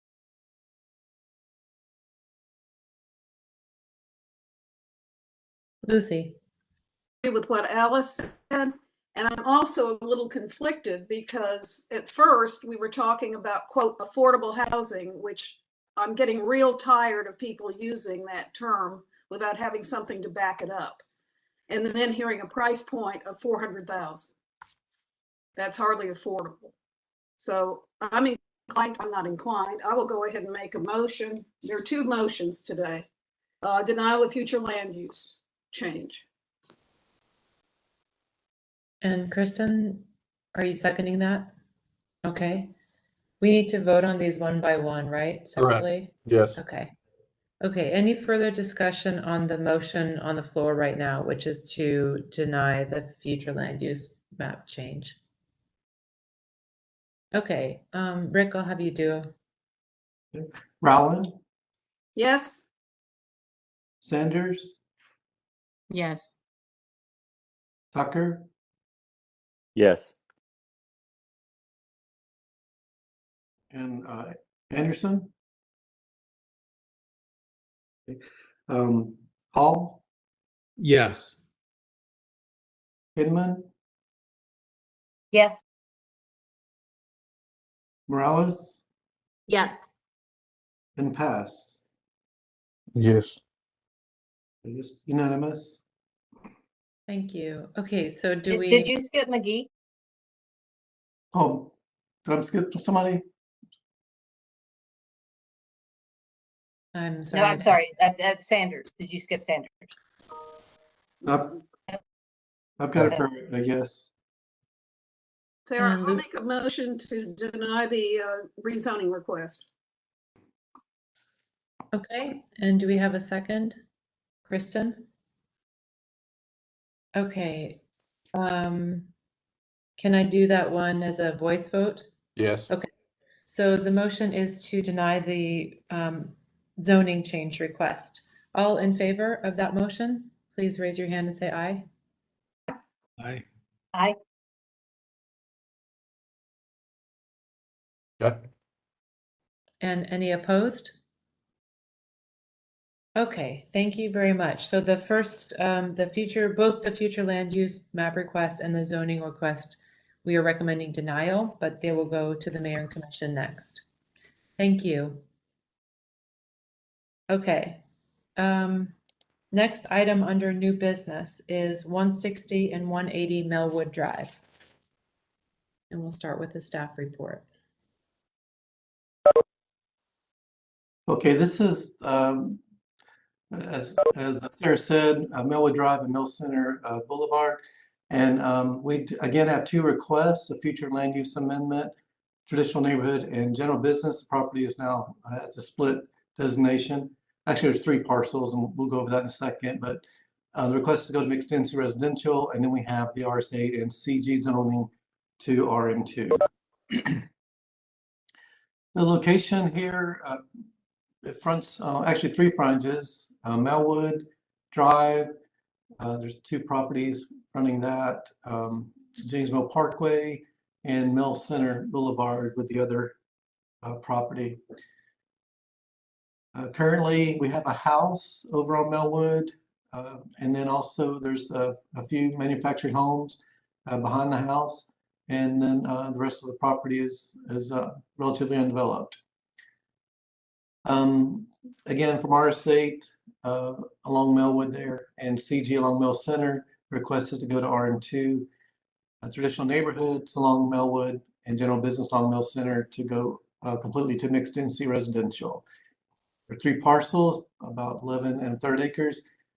And to go to 24 bedrooms an acre would be a maximum of 272 total. Other possible uses, because this isn't a, this again is a concept rezoning. It's not a, it's a straight rezoning. It's not a binding plan. So the other possibilities would be still a single family subdivision, office, church, daycare, and nursing home. Those uses would not be ruled out with the rezoning. And again, the future land use would change.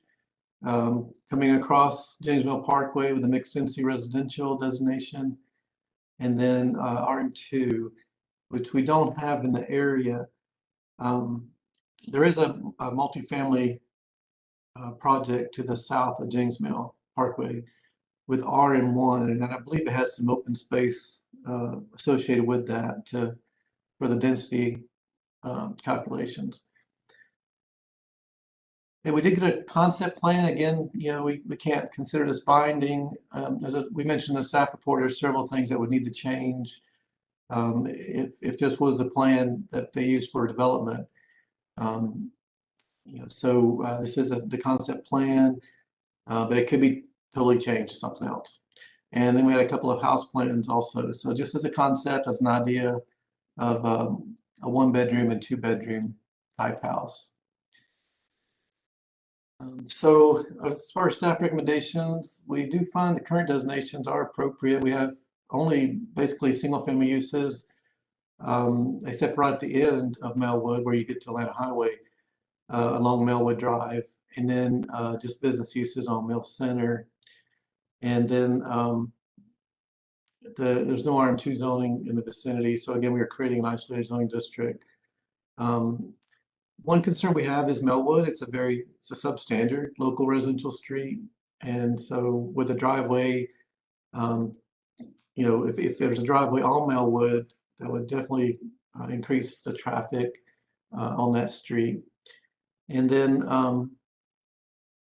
and again, just to, you know, therefore we are recommending both requests. We'll need 2 votes again. And again, the concept plan would take significant revision. There's a building separation requirement because this is considered multifamily, there's multifamily building separation, as well as there's a public or private street frontage. 50% of the buildings have to face a public or private street. And private street basically is instead of perpendicular parking, like angled parking, and providing the street trees and sidewalks that you normally would see on a public street. Doesn't require right-of-way dedication, but those would each take significant revisions to the plan that was provided. So that concludes the staff report. Thank you. And we'll go to the applicant presentation. My name's Jerry Wood. I'm the owner of Due South, and I live at 1355 Allgood Road, Athens, Georgia. There's been a lot of discussion on here about affordable workforce housing, and I've kind of set out to try and solve that. This was brought to me by Duke Gibbs, and we kind of put our heads together on this and was really trying to come up with a concept that not only fit development budget but also solved a big issue that we have, and that's you know, affordable workforce living. I realize there's problems with the concept. We were crunched for time to meet the deadlines to get this, but we came up with this based on trying to build something that can be sold in a condo type sale, where it can be, you know,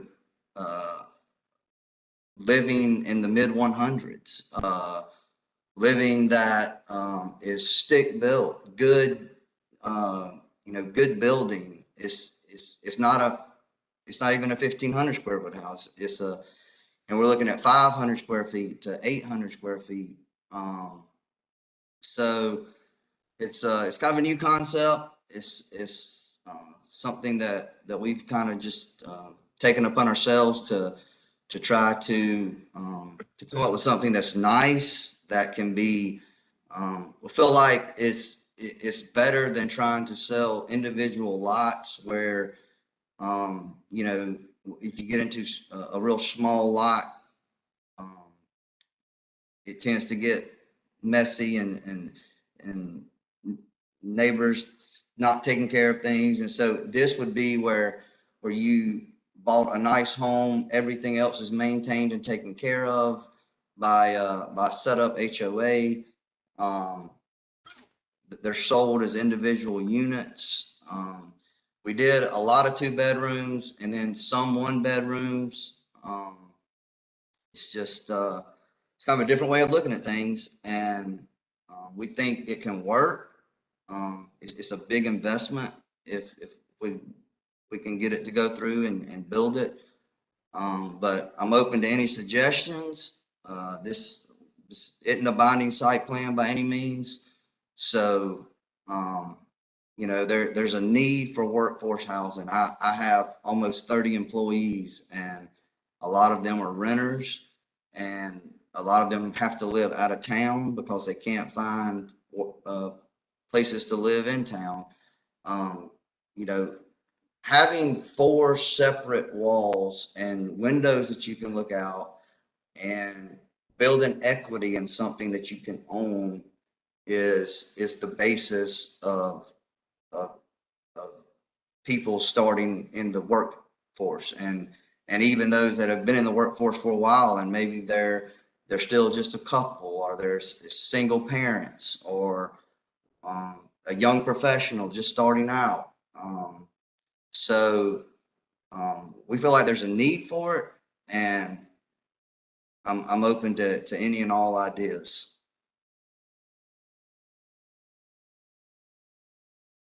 Thank you. Okay, is there anyone in the auditorium who wishes to speak to this proposal? Looks like no. Oh, I think there is someone coming. okay. Great.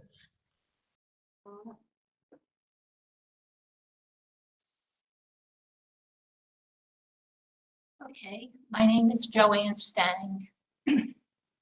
I live at 355 Jennings Mill Parkway. I'm a retired speech therapist. I come from New Jersey, my husband and I, where it's heavily populated. And things are done very differently because everything is populated. There is no land. And we moved here because our son got a good job here and his family moved down here. But our impression of Georgia, particularly the county that we live in, is wonderful. And for many reasons, one of which is the land, the beautiful property. So I'm here to speak about that property, okay? My husband and I walk every day down Jennings Mill Parkway and also Mill Center Boulevard. We take great pleasure in looking and enjoying those tall, magnificent 60-foot pine trees. And to date, I've counted 15 species of birds there, including goldfinches, which are no longer in New Jersey. Those beautiful, wonderful thrashers that you've named your state after, owls, different varieties of woodpeckers that you don't have in New Jersey very much left, and hawks and things like that. There's also deer, and we are thrilled, can't believe all the deer we see on that property.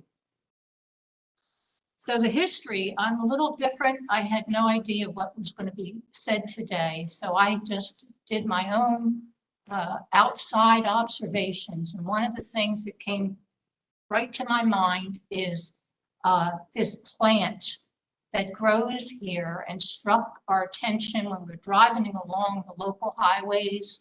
It covers all the trees, all the properties. You're all familiar with it, but we had to learn about it, and it's called the Kutso plant, and it's from Japan. So now the Kutso plant is out of control, and it's aggressive, and it's endangering and killing all this beautiful, pristine landscape. The property that you're talking about, as far as we can see, does not yet have that plant on it. But the plant is emerging down the road, okay? So it does cause, that plant causes serious problems for urban forests and to homeowners trying to control that aggressive growth. Okay, so let me just see. So I just wanted to point out that what you're talking about, that property is still untouched. Time. Okay. So you mentioned traffic. Yep. Traffic's already noisy. They avoid Atlantic Avenue, right? Atlantic Highway. Okay. And the storm and the web and the water overloads. Thank you for your time. Thank you very much.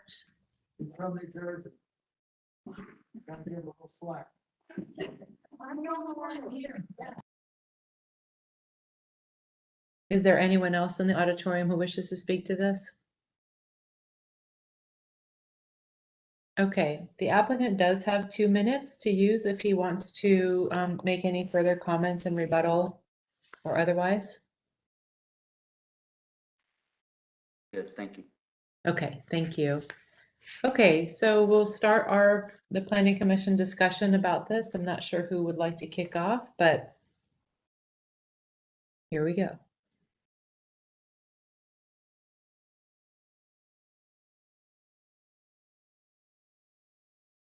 I'll start with a comment. Or no, go for it, Joey. I was just going to start off. I was looking down the sheet, and a current permitted use is a manufactured home park, correct? That's what I see here.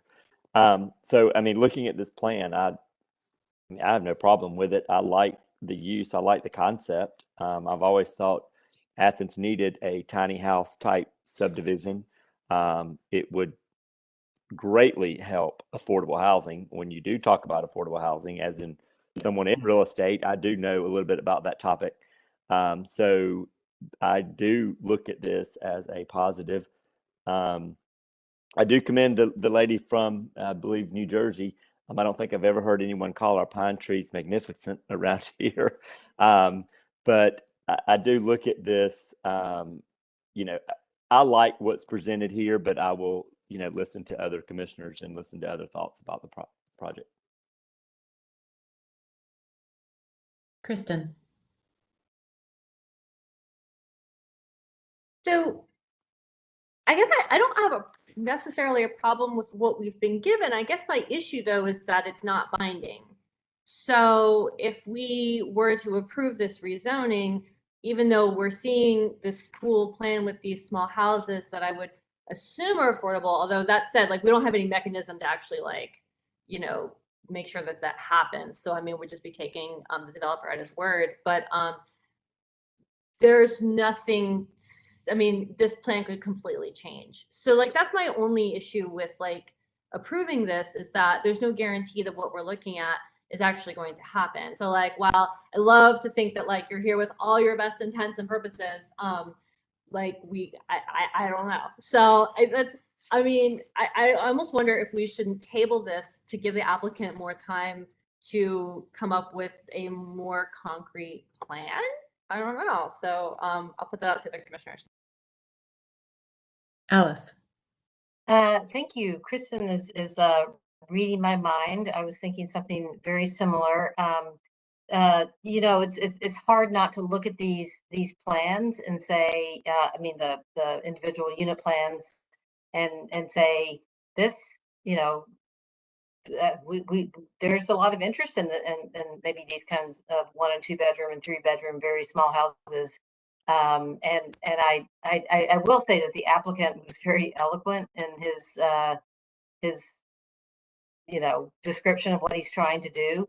But he also acknowledged that you know, maybe the deadline came a little soon, and you know, I agree with Kristen. I would be interested in options that would allow us to send this back and allow the developer to think about it a little bit more. And you know, we can give them as much feedback as we can tonight, but I will just add to what Kristen says and say I'm intrigued by this kind of housing in this location. Lucy.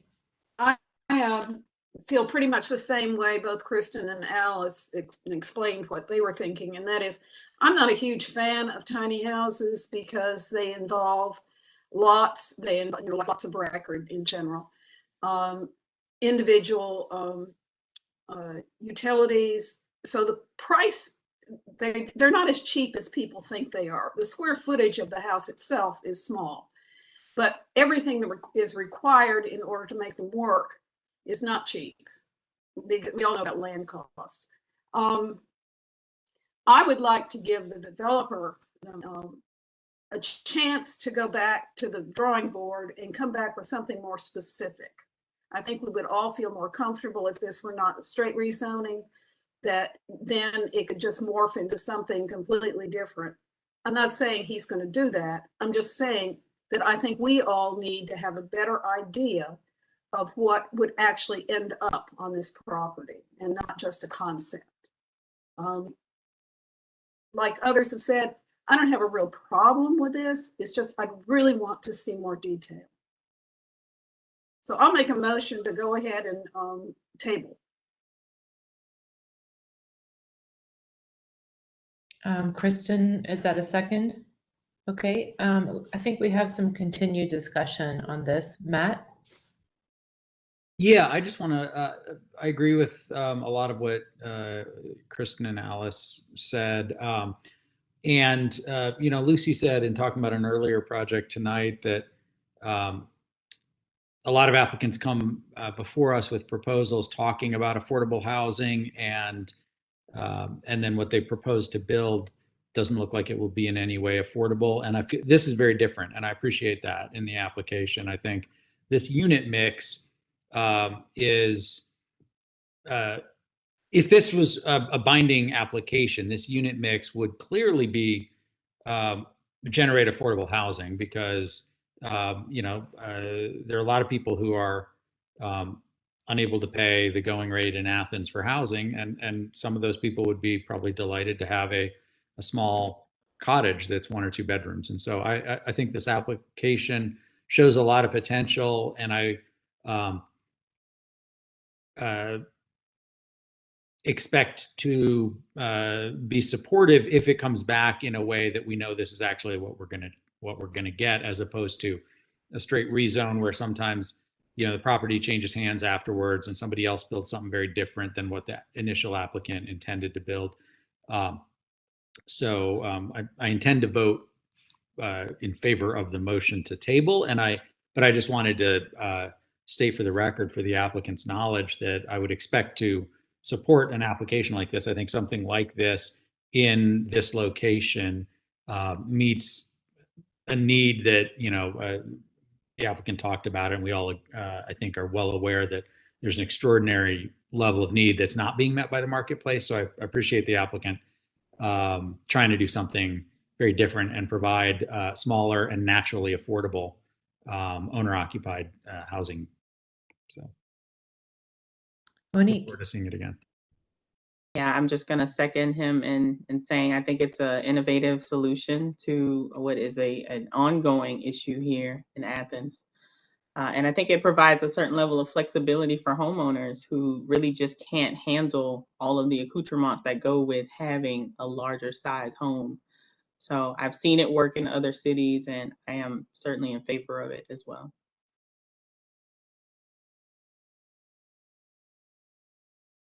Lucy? Another comment, and that is that I appreciate this for the location because it's near transit, it's near facilities, it's near shopping, it's near employment, and those are very important issues about affordable housing.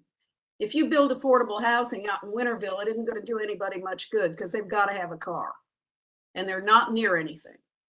So this is the kind of thing. Is also, affordability always involves location, and it always involves workforce and whether or not you can have a job and get to it. So these are the kinds of things, you know, I appreciate what the developer is trying to do, but I wanted to make a point that the location of this particular development is extremely important. I'd like to make a couple comments. I think I'm generally in agreement with sort of what people are saying. I can't even conceive of the idea of approving something like this outside of either a planned development or a binding site plan. I do think it is showing a willingness for out of the box thinking. It's asking that of us. I think that I see, you know, if I would like to give some specific feedback in that I do think it's a little bit too dense. I think when I look at this and I try to envision what it would be like standing in it, it's still, with the way the parking is set up, it still feels like an apartment complex with single-story apartments. I wonder if it's worth considering more creative solutions to get the parking in back, or, you know, maybe you've already thought about that, but I really, right now, this looks like a big parking lot with these cottages, and it's sort of alarming how many trees are not there anymore. Like, I think that I know what you're trying to create. You're trying to create this naturally occurring affordable housing. You're trying to create opportunities for people to build equity, for somebody to have four walls and sort of the security that might come with that. But at the same time, I do appreciate that sort of central green space. I don't think it's quite enough. I think if you really imagine living in this area with so few trees, I think to me that is a big quality of life issue, that even folks that are living in this, it's like this modified, it's the people who I think are looking for this are not looking to live in an apartment complex. And so I think getting away from that feeling is worth giving some consideration to. I also think that the staff's concern about access using that road to connect to Atlanta Highway is no joke. I think that is a really serious concern that needs to be considered, and I don't have a solution for that, but thinking about, you know, this is a lot of units, and thinking about people using those roads to then, those kind of back roads to get to Atlanta Highway, that could it's not just safe, it is of course safety and sort of quality of life, but kind of thinking about what you may have the option to do in terms of exits and entrances, and whether you've got some options there. But I think that it seems like this group is sort of willing to think outside of the box, and with you, but to me, this is a first draft of an interesting idea. I think it's kind of interesting from the standpoint of our commission that I mean, maybe the idea is, if this housing is built in a way that makes it naturally affordable, in other words, it doesn't need subsidies, it doesn't need to rely on an inclusionary zoning program, that would be our hope, of course. But there is this inclusionary zoning program on the table, and there's this kind of notion of a developer agreeing to a certain number of affordable units to a certain set or sort of income level. So I think that there's probably a lot more details that everyone in this meeting could give. And I generally am in support of the idea of whatever it takes to, whether it's a table or whatever it might be, to get this more. This is a big idea, and it's an important idea, and it needs a lot more than it needs a lot more than what this one meeting could give it. Kristen. I did have just one question in the spirit of feedback to the applicant, because yes, I'm glad you addressed the road issue, because I was thinking maybe something as simple as like moving that second entrance down so they're offset a little bit or something to like mitigate that cut through. But as I was looking, I did notice there's dumpsters, and then there's a mail kiosk, and I just so when I think of like a traditional single family neighborhood, I don't really think of a dumpster or a mail kiosk. And so I was just curious from the applicant's perspective of what those served in terms of this being a traditional neighborhood. Can everybody hear me? Okay. Yeah. So the United States Post Office Service pretty much requires mail kiosk, even for traditional subdivisions now everywhere. Felt like that, trash can pickup would be kind of a disaster in this scenario. If everybody had a trash can, and then you've got hiding it and that. So we felt like, a regional dumpster or regional trash would be the way to go. I'm really excited to hear what everybody has had to say. Let me just say that. And I think you're right. We need to go back to the drawing boards, maybe table it. And we were, like I said, we kind of picked this up with about a week and a half to go, and I pushed everybody in my office to get what we have here. So, just listening to everybody, it's got me really excited, and I don't mind doing a binding site plan. I'll tell you that much. This is something I really want to do. And I think there is a few things we can do, and maybe I get with planning staff, Brad and Rick and Bruce and those guys, and we can come up with a great idea of how to make this happen. So I'm excited about it. Do we have a motion to table? I'd like to make a motion to table. I was raising my hand to make one more comment. Oh, and I think sorry. we do have a motion to table. We do. Okay, right? So yeah. Okay, that's cool. So, Go ahead, Alice. Oh, you're muted now. Muted. sorry. I know I've already spoken. I just wanted to make one more comment as I've been listening to the discussion and looking at the site plan and the map area a little bit more closely. And I'm very grateful for the applicant's openness to coming back with something that's binding. This particular chunk of Atlanta Highway where this development would be, you know, a few blocks down with, what is it, Mill Center on one side and Millwood on the other. If you look at that on, you know, pull up Google Maps, this is actually an opportunity for us to get a little bit of a grid pattern between Atlanta Highway and an area like Jennings Mill Parkway. There are opportunities along that south side of Atlanta Highway, so that makes me even more interested in seeing what we could come up with. And I'm just asking the applicant to be open and sensitive to that reality, that there are already essentially coming into your property. There are two streets that can connect Atlanta Highway and Jennings Mill Parkway, and you're in the middle, or, you know, on the Jennings Mill Parkway side.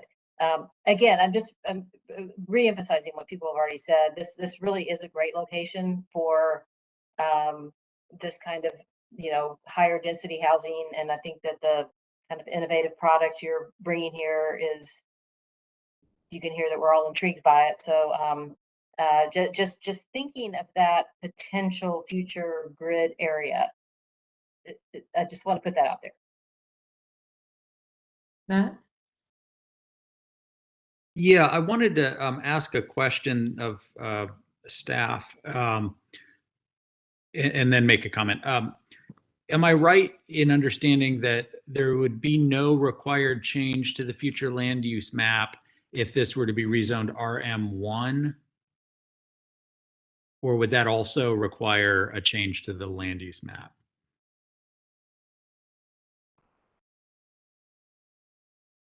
I think it would also, the general business, I'm not sure is going to pick it up for compatibility. Hang on just a minute and I'll tell you. General business is just RM3. Okay, yeah, so it would still have to be changed. Okay. Well, that moots the comment I was going to make, or maybe doesn't entirely moot it, but I'll make it anyway. Brad knows about this, and Alice and I have been on the inclusionary zoning working group, and there's a lot of stuff coming down the pike on that. We're not at the single family phase of it yet, but there are ordinance changes in the works to provide, you know, like a 50% bonus density in exchange for a certain number of the units being made affordable in a permanent way through partnership with a third party like Habitat or the Land Trust or something like that. And so what I was thinking is that if it avoided the future land use, maybe, you know, the applicant would want to consider an RM1, but with higher than the baseline density of RM1, and having some sort of binding affordability component. So that's just something that I'm sure the applicant, when speaking with staff at subsequent meetings, can get some more information on if that ends up working. I just wanted to throw that idea out there while we're making suggestions. So there is a motion on the floor. Can I go ahead and initiate that vote, or do I need to do? Okay. Okay, unless there's no discussion, we'll go ahead with that vote. Rick, I'll have you do a roll call vote. The motion on the floor is to table this. I guess one thing, just if I could ask one thing about the table, is there a certain time that Jerry would need to come back? We can do up to 3 months without coming back to you guys. We're past, there's a deadline tomorrow, so obviously that's out, but are you thinking 1 month or 2 months, or do you know? Rick, are you asking? Since I made the motion, my suggestion is don't give him a time frame. If he's got 3 months, let him go 3 months. If he wants to come back earlier, fine. Okay, gotcha. All right, Rowland, Yes, Sanders,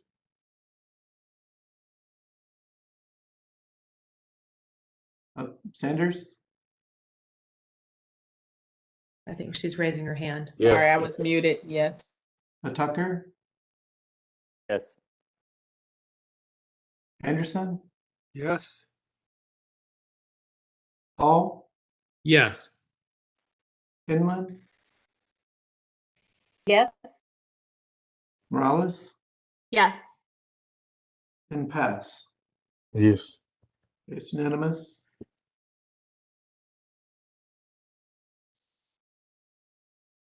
Okay, thank you, Mr. Wood. We'll see you in a month or 2 months or 3 months. Thanks. Okay, we'll move on to our next item, which is 600 Pulaski Street. We'll start with the staff report. Okay, 600 Pulaski Street. This is a special use request in the commercial neighborhood zoning district. There's a location map here on Pulaski Street with the frontage, and it's between across the street.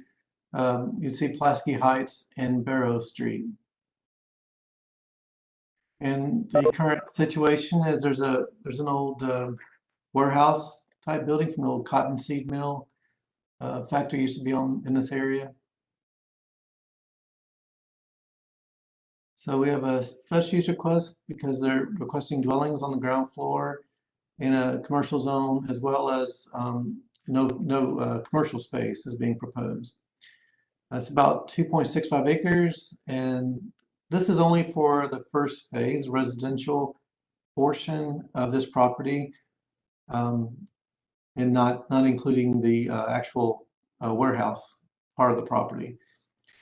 And this is, again, has the abandoned warehouse and cottonseed mill building. There has been some previously approved variances. One of those was off-site parking, and these are still in effect.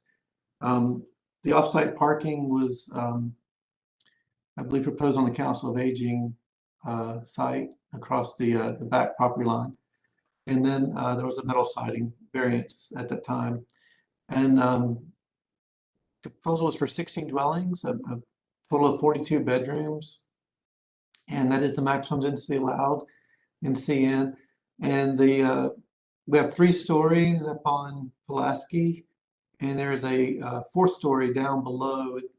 Because topography is like a 3-4 story split, so there has a basement garage below in the back, and then 1 driveway access from Pulaski Street, and 32 parking spaces, which is the minimum requirement. And those are actually the garage garage spaces. And then future land use mixed density residential would remain, and then the zoning would just add the special use triangle.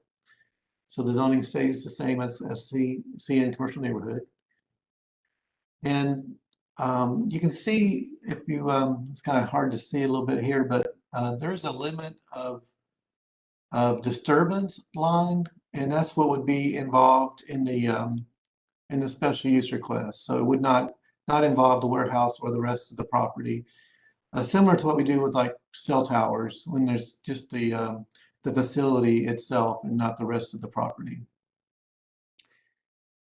And this is the front kind of perspectives on the top here, and I'm sorry, on the bottom you see how it looks straight on Pulaski Street, and then this would be the back with the 4 stories because it includes the basement garage.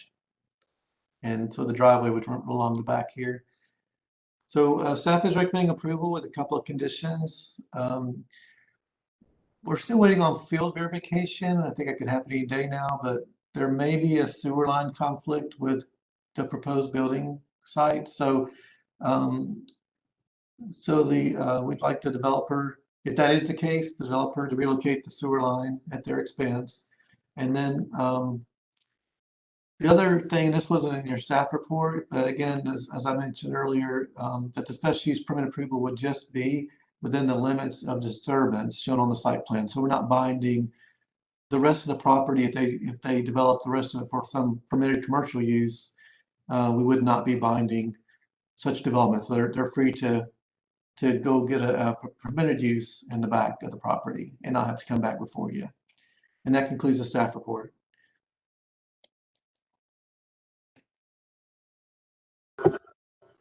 Thank you. Okay, we'll move on to our applicant presentation. I'm not sure who's speaking. Is that you, Josh? It'll be me, Sarah. Can you guys hear me okay? Yeah. Okay, great, thanks. And I apologize for the horrible light behind me. So I'm doing this from home tonight, not the office.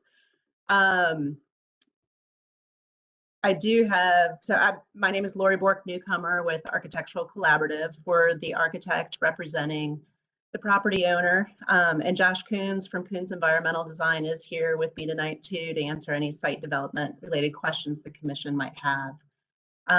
Our application is essentially a request for downzoning by eliminating the commercial neighborhood requirement for a commercial ground floor along the street frontage. We believe this is in the best interest of the neighborhood. The residential townhouse units will provide additional individually owned housing in a walkable neighborhood close to our commercial centers. It's an ideal location for medium density residential use. The units are being designed with front porches and patio gardens, which will activate the street frontage and promote the kind of community connections this neighborhood has embraced and become known for. And I'm not only the architect on the project, but I happen to be a resident of this neighborhood. So I have a high level of understanding and familiarity with the context. We did hold a neighborhood meeting last month to familiarize everyone with the project and the application, as well as try to address questions and concerns. None of the attendees voiced a preference to keep the ground floor commercial, and most were very vocal in favor of its elimination. Mayor Gertz attended the meeting as well, also being a neighborhood resident. I want to be respectful of everyone's time tonight, so I won't reiterate all of the detail we put into our report on how this application does meet all of the special use approval criteria, but I do want to touch on a couple of key points. The future land use map designates this property as residential mixed use, which is described as follows. These are residential uses, 8 units per acre, that are intended to form a medium density residential neighborhood. Most of the units should be designed for individual ownership in townhouse, duplex, or small lot detached single family housing types. This is exactly what we're proposing with the 16 townhouses on a 2.65 acre property. The requested special use meets all criteria set forth by the designated commercial neighborhood zoning, aside from the commercial ground floor requirement. The intended use of up to 42 bedrooms of residential use is permitted within the CN zoning based on the size of the parcel, and the design conforms to the building height, setback, lot coverage, FAR, and all other zoning requirements within the CN designation. The intent for the future use of the lower mill building will also be within the allowable uses as designated by the CN zoning. According to the 2018 comprehensive plan, Athens-Clarke County has grown in population by 22.3% between 2000 and 2015. The over 65 age group is also growing. There's an undersupply and a strong demand for additional individually owned housing in Athens. The comprehensive plan also states that infill housing should be promoted and concentrated in areas near commercial nodes, providing easy access to everyday services. This property is in a walkable neighborhood only a block from downtown. It's an ideal location for mixed density residential use.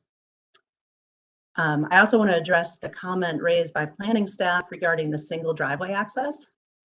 We felt the single ingress and egress point was more appropriate than adding a second driveway both in order to direct the traffic more to a controlled four-way stop at Barrow and Pulaski, and to allow the units to spread out with multiple 12-foot breaks, separating them into 3 buildings for a more sensitive elevation design in the context of the surrounding single-family homes. The special use will not have an adverse impact on the surrounding area. The proposed buildings maintain a mostly 2-story height at the street frontage, with only the stairwell being the full 3 stories along the front of the house. The maximum height's 38 feet from grade along street frontage, and the maximum height the zoning allows is up to 65 feet. So the proposed buildings are underscaled for the designated zoning. The nearby new 100 Prince mixed-use development that extends onto Child Street around the corner was brought up multiple times during our neighborhood meeting as a concern over how it was executed, and the neighbors were wanting to understand how this would be different. That development along Child Street was challenging and arguably problematic because they were building 3-story multifamily units on higher grade across from 1-story single-family houses.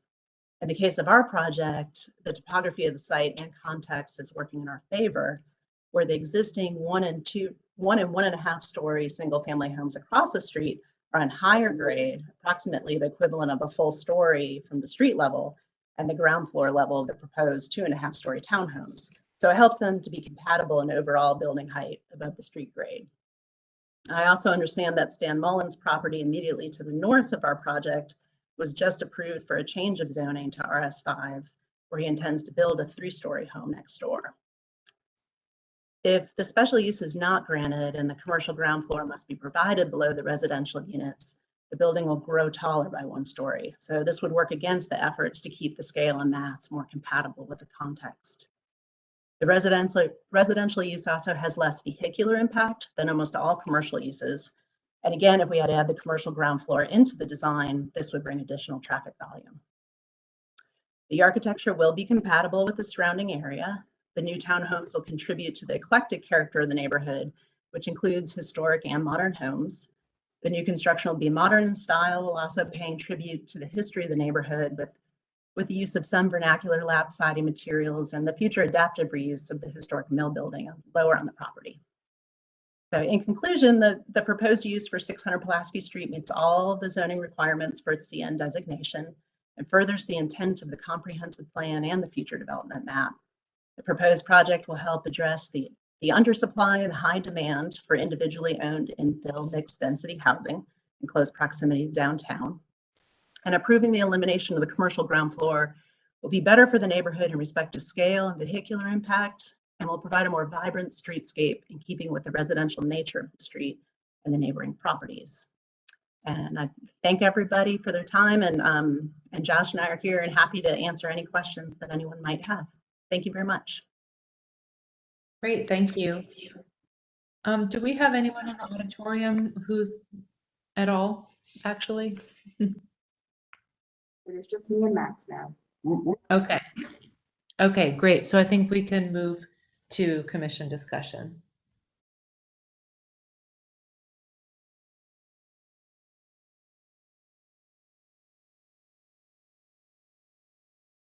Alice.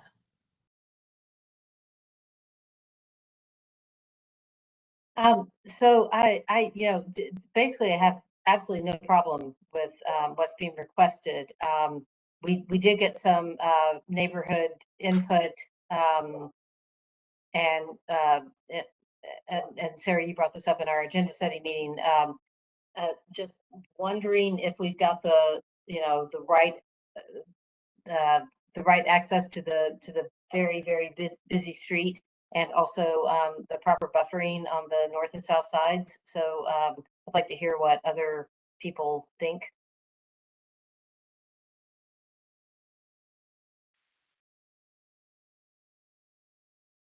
Matt. Yeah, I think this seems like a great infill project, and that fits in well with the neighborhood. And I guess the only concern I had was about the single egress, which seems perfectly appropriate if it was just what's on the plan. But I have concerns about future commercial development and the additional traffic that that could generate. And as I understand it, if the applicant was now proposing the whole thing rather than just the residential component as a phase one, if I understand correctly, they'd be required to have a second egress for the additional car trips. And maybe Brad, you can clarify if I'm right on that. Yeah, not necessarily at this point. We don't know. They're not triggering the second driveway at this point, and it's going to largely be based on the ultimate end user of the older mill building down the hill and what kind of trips it generates. It may not ever end up having to put in a second driveway or seek a variance or something like that. We just don't know at this point. Okay. I mean, I guess the applicant knows better than us what their plans are. And I wonder if the applicant could come forward with a commercial development down the road that's for something that generates fairly high traffic, and then they would just ask for a variance from the second driveway, and they'd say, we can't put in a second driveway because look, that 16th townhome down on the end there is where the driveway would go. So there's no room for a second driveway now, but that would be a problem of the applicant's own creation. And so I wonder if the applicants, given your future plans, if you're able at this time to put on the record that you will not need to seek a variance to solve that problem that your final townhome on the north end creates of not being able to put in a second driveway.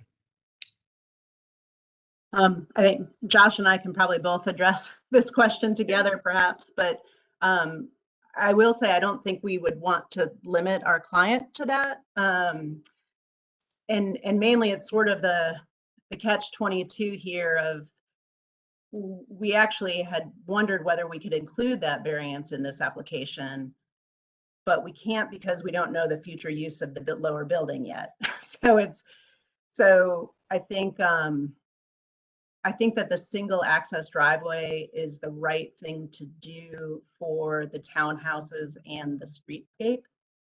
And even for traffic flow. I mean, Josh could probably speak to this better too, in terms of coming out of that four-way stop. There are a lot of reasons not to have a two-way driveway and how that would be worse for the development. I mean, two access drives. And also allowing commercial traffic to then come in behind all the townhomes. I mean, it just doesn't make sense. But we don't know what that lower use is. I mean, I know Josh ran some of the numbers for the trip calculations. If it were all office down below, and Josh, correct me if I'm wrong, but I believe we'd be below the 250 vehicular trips per day threshold. So there are uses that could be done down there that would not tip that, but say one anchor restaurant on one end of the building goes in, we would be exceeding that 250. So I think we would like to leave open the option for a variance depending on what those future uses are. I mean, if we could apply for the variance right now, we would, but we're not allowed to because we don't have that use all figured out yet. So I guess that's kind of where I'm. I don't know if you have anything to add to that, Josh. Well, I think just to clarify, the 250 trips per day is tied more towards the inclusion of the multifamily residential and less to the commercial. That's what's kind of interesting about this. If this were a straight commercial development, the 250 trips wouldn't even be part of the conversation. And Brad, I don't know this number off the top of my head, so correct me if I'm wrong, but I think we have to approach somewhere close to 500, 750 trips per day from a commercial standpoint before they even start to look at some of the larger traffic impact. Sort of, I think it's 750 that kicks us into the traffic impact analysis requirement with Department of Transportation for straight commercial. So it's just kind of interesting that you could have a fully commercial development and sort of one multifamily apartment, and all of a sudden that 250 trips per day would kick in and require the second drive. So it's an odd scenario, to be honest, and something that I called Brad and talked to him about. It's like, seems odd, like we ought to base this more on the commercial and less on the residential. And so it was interesting there. But coming back to one of Lori's points, because of the existing warehouse building where it's located on the site, it more or less stretches all the way to the northern property boundary. And so where you kind of would want some relief from the commercial parking lot, if that's what we're concerned about. You really only have one area to the south to get that driveway out. There's not enough room on the north side to get it out between that into that building and the adjacent property next door. So that second driveway and any traffic movement that would be, that would allow traffic to use that second drive would actually be coming from the commercial lot behind the residential structures and out further to the north. And it was that movement of all of that behind the residential structures potentially that we thought probably didn't suit the intended purpose of that second driveway requirement to begin with. So that's kind of the rationale. The other side of it, just to throw one more piece in it, and Lori touched briefly on this before, when we looked at trying to get that second driveway in there and working with the developers, everybody wants to get as many of the residential units as they can, and 16 being the max here, the charge was we got to get 16, and 16 units with 2 driveways created one long architectural block on the street. And I was told Lori, it's too massive. The scale is too much. There has to be a break in order for this to feel appropriate relative to the rest of the neighborhood. And so we intentionally left that second driveway off so that we could work in the spaces between those 3 modules that she ended up creating. It felt right. Joey, and then Alice. Yeah, can you remind me, or I can't remember if you said it, are these to be sold or rented?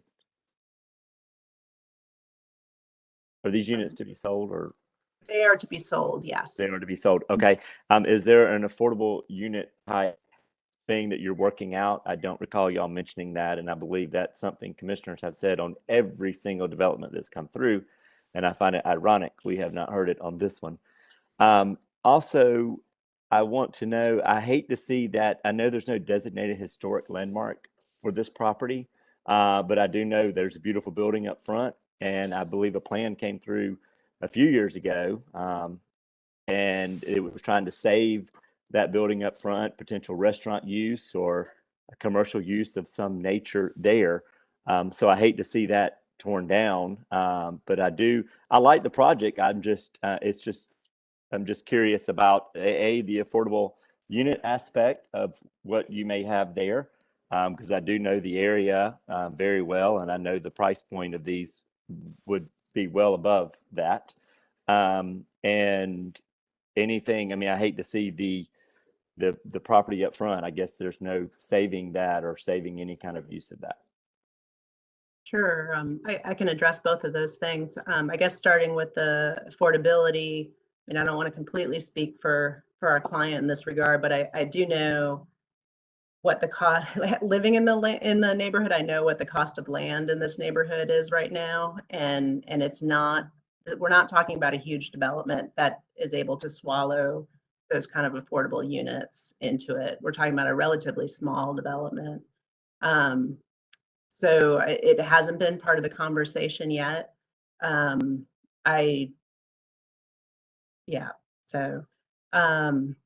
I also, the difference I think too between this application and perhaps some of the ones where mayor and commission have raised that concern, a lot of times that's coming, the inclusionary zoning conversations are coming up in plan development applications. And this is a very different animal than a plan development application. Here we're basically, the developer could go out and build by right what we're asking for right now and just insert a ground floor commercial, and there'd be no need for inclusionary zoning or affordable housing. So really the request is simply to remove that commercial ground floor. It's not asking for additional residential density beyond what would normally be allowed by zoning. It's just really requesting that simplification of getting rid of the commercial ground floor because we don't think it's appropriate for the neighborhood. And I do understand that. I guess we've seen that with airport overlay, when it wouldn't even have to come before us, but yet we have brought it back to the developer, affordable housing, and what development they've given because of what they're requesting. It had to come before us, and us as planning commissioners have always brought that up. And I wanted to bring that up because I feel like if we're going to do it for one, we need to bring it for all and not. I feel like this project is more units than what we've seen before. And it's just ironic that we have not heard not inclusionary zoning, we've not heard affordable housing mentioned with this project.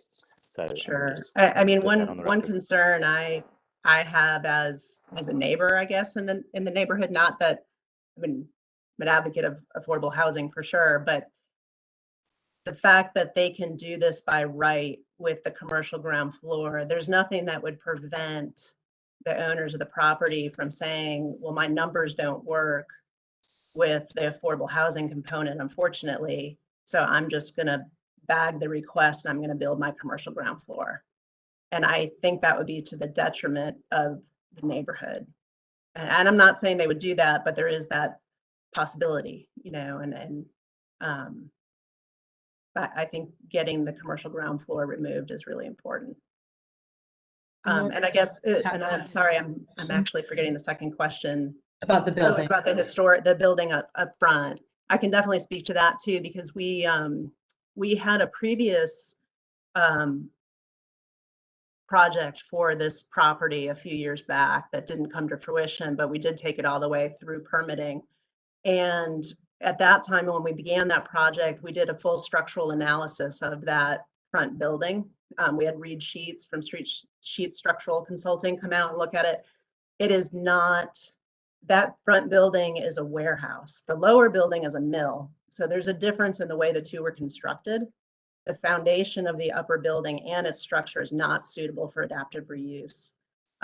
Even sitting on the foundation, and you can't even really access the foundation to improve it. So it's really, it's a storage shed up front. It's historic and it has patina, and it's sort of contributed to this character, but it's not, it's simply a storage warehouse. So that's kind of why we're protecting and doing adaptive reuse in that lower mill building that is built more substantially, but unfortunately really don't have use of the upper building. Thank you. I think Alice, were you next? Yeah, thank you. I appreciate the conversation that Joey just brought up, because I was going to talk about something more site plan related, but let me just make one comment and I'll move back to that. I do hear the question about why aren't you offering some, affordable component to this this request, like so many others have, and I do think it has everything to do with size and type of request. I'm really just looking forward to a time when we can invite developers to participate in an inclusionary zoning program, voluntarily or not, and then maybe you can do some extra things that the client and Laurie couldn't do with this. But to go back to my, we were talking about the access drives, and I heard what Josh was saying, and I was following on the map. So, and I can see how it would be very difficult to get a drive on the north side of the property. Is there a way to then be more mindful of the screening between the driveway access in the southern part of the street, or the southern part of the property that's right at is that Child Street, I guess, or Barrow, right at that intersection? So that's something I would like to ask people to comment on. What's the location exactly, Alice? I'm sorry, I should be more clear. I'd like the applicant to comment on at the south end of the property. So if I understand, that's where the driveway is, right? It kind of lines up with whatever that is, either Childs or Barrow. It must be Barrow Street. Barrow Street, that's correct. Yeah. Josh, you wanna address this one? Talk about what we actually are required to provide for permitting. What's interesting about this commercial neighborhood zone is that we're required to put in a buffer between it and any residential use on either side. So on that south side, where Mark's home is, we'll have to install a screen that meets the standard zoning requirements. So at a minimum, it's a 10-foot landscape strip with planting on either side and a solid fence. I think you guys are familiar with that. And we've been talking to Mark about it. And if you guys are familiar with those giant grasses that are there that got planted a long time ago, he really wants to try and keep those. So we're going to try to work with those because we think that'll go a long way to actually helping with the screen. It's not the type of plant I think we plant normally, but given the size and the maturity, it would help. So we're already been working on that. It didn't show up in the plan just because it's something that we'd have to do anyway. So, but we'd be happy to show that, to just show the intent on the south side. That's also something that with Stan's recent rezoning on his side that we've been talking to Stan about too, because technically it would apply on the north side where Stan is going to build his house. We intend to do, I think, what you're looking for, Alice. It just didn't show up on the plan, but it's required. Okay, that's actually what I thought, and honestly, I know Mark, I kind of know Stan. Yeah, I mean, I know these people on the north and south side, but I'm not trying to help them out in any way in particular. Just for land use purposes. Yeah. Now and in the future, I want to make sure that that one driveway is not going to be a lot of noise. Exactly. Yeah. So, because I guess it would be, I'm looking at a flat map, but that's got to be a hill there, I guess, on both sides, right? That you're coming up. That's correct. Thank you, Josh. I hear what you're saying, that basically what's already required is the proper kind of buffering we need. Yeah. Matt? So I appreciate Josh's remarks earlier about the driveway access and the number of trips and everything. That all makes sense to me. And generally speaking, I agree completely. And I sense, from the neighborhood comments that we received, that the neighborhood doesn't really want to see ground floor commercial there. And driving down Pulaski Street, you always have to pull over to let oncoming traffic get by you because it's such a narrow street. And I think it's just not a street that is built to accommodate a significant commercial use on this parcel. So it makes sense to me. I think it's this use is a better one than the than the required ground floor commercial. And I as far as the question Joey raised about affordable housing, I wanted to ask for clarification, since these townhomes have sort of two ground levels. That's a very slopey parcel. And so the required ground floor commercial, Brad, would that be front and back? Like, would it be required if they don't have a special use, would they be required to have street facing commercial and also on the rear of the building where there's another floor below the street level, ground floor commercial facing the back? Or what is it that they could build as of right? Because the applicant's response to Joey's question about affordable housing was, well, of right, we could just put up a 65-foot building of commercial and residential above. And I'm wondering what that actually would look like. And would they have 2 floors of commercial, or what would be required of them? We would require in the scenario of by right, the ground floor as it relates to Pulaski Street would be commercial. And in the case of the topography, the way these are designed with almost basement level garages behind them now, I mean, those could remain garages. Those could technically be by right basement residential within the structure. Each one of them. It says second story and above, or in the basement level of structures could be is where the residential is allowed to go, but not on the ground floor. Okay, thank you.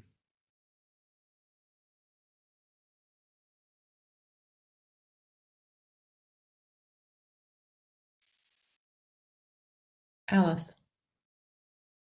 I guess I would like to make a motion at this point to approve the special use request with conditions as recommended by staff. Okay. I'll second that. Okay, so in second by Kristen. I do have one question for the applicant. It's a super weird site, I get that, but that space between the residential building and the mill building, there's no accommodation being made for pedestrians, or is there some accommodation being made that I can't see? Like, just in terms of, it's a really narrow space, and the way I kind of got to that question was sort of looking at not just the breakup of the buildings that those two 12-foot divides create, but they also then create sort of a little bit of penetration into the site, presumably, residents and guests. But then I was looking at, like, what does it actually connect to? It connects to a driveway that maybe isn't something that is going to be this leisurely driveway people walk around, because it is a driveway. But as far as the people using those garages, is any accommodation going to be made for their safety? Yeah. I'll start on that, Sarah, and then I'll let Lori probably finish it.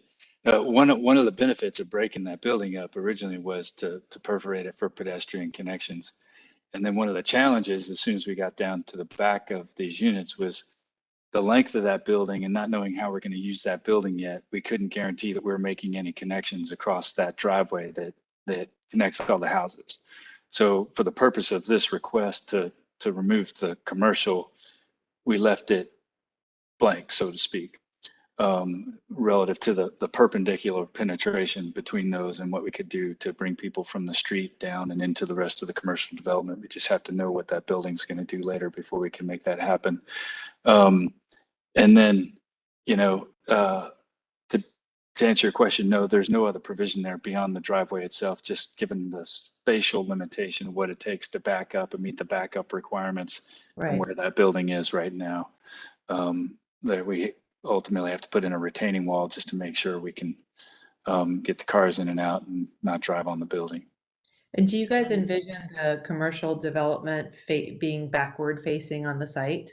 Yeah, I mean, I think I'll add to Josh's response, Sarah, in that part of the complication too is, and the reason we don't have that pedestrian connection into the mill building, the existing mill building, is the topography on the site. So if anyone's familiar with it, there's actually parts of this building that the roof line comes right up to grade. I mean, that's how high the grade is, all the way up along the back side of the building. So really, where our driveway is coming in some places it's even with roof level of the existing building. And then the grade gets a little bit easier as we approach the north side of the property. The grade is falling away, and the lower mill building's coming up a little higher relative to our driveway. But so really, we're seeing the two as being disconnected, that the commercial property is something you come around to. I mean, there may be future potential for connection to the greenway and all the downtown, the northern master plan happening there, and potential pedestrian bridges we'd love to see. So there may be other ways to access the site for the for the commercial, but it is kind of a backwards facing. That unfortunately, just given by the topography, and the previous project I worked on for this site treated it a little bit differently, where we did try to invite the pedestrian down in, but in order to do that, you have to modify the existing mill building so significantly to create that sort of second floor access in. It's honestly one of the reasons why that project didn't happen, is just cost prohibitive, and it's invasive with that historic building. Right. One last question. I know this is detailed and it doesn't really impact anything. Where will the residents take their garbage cans? That's a good question. We have talked about that. Yeah. Josh, you want to take that one? Yeah, we have talked about it. Right now, the idea is that they would have roll carts in the garage that could be pulled out and serviced by, if you're familiar with Pulaski Street, we have the small downtown trash trucks that come through there. And we've created all the turning radiuses so that they would be able to turn in and come down probably back down the drive that's behind the houses. But we've also created a turnaround spot at the end for not just them, but any other car that might come down that needs to turn around and come out. That's the current thought. We do need to vet that still with solid waste and make sure that that's something that can happen. If that can't happen, worst case scenario, we have to include a dumpster facility that we'd have to include anyway for the commercial side of this. It's just residents would have to take their trash down there. Okay, great. Thank you. Sure. So we do have a motion and a second, right? Any further comment on that from the group? No. Okay, so Rick, I'll have you do a roll call vote for this one. Kinman, Yes. Morales, Yes. Pass, Yes. Rowland, Yes. Sanders, Yes.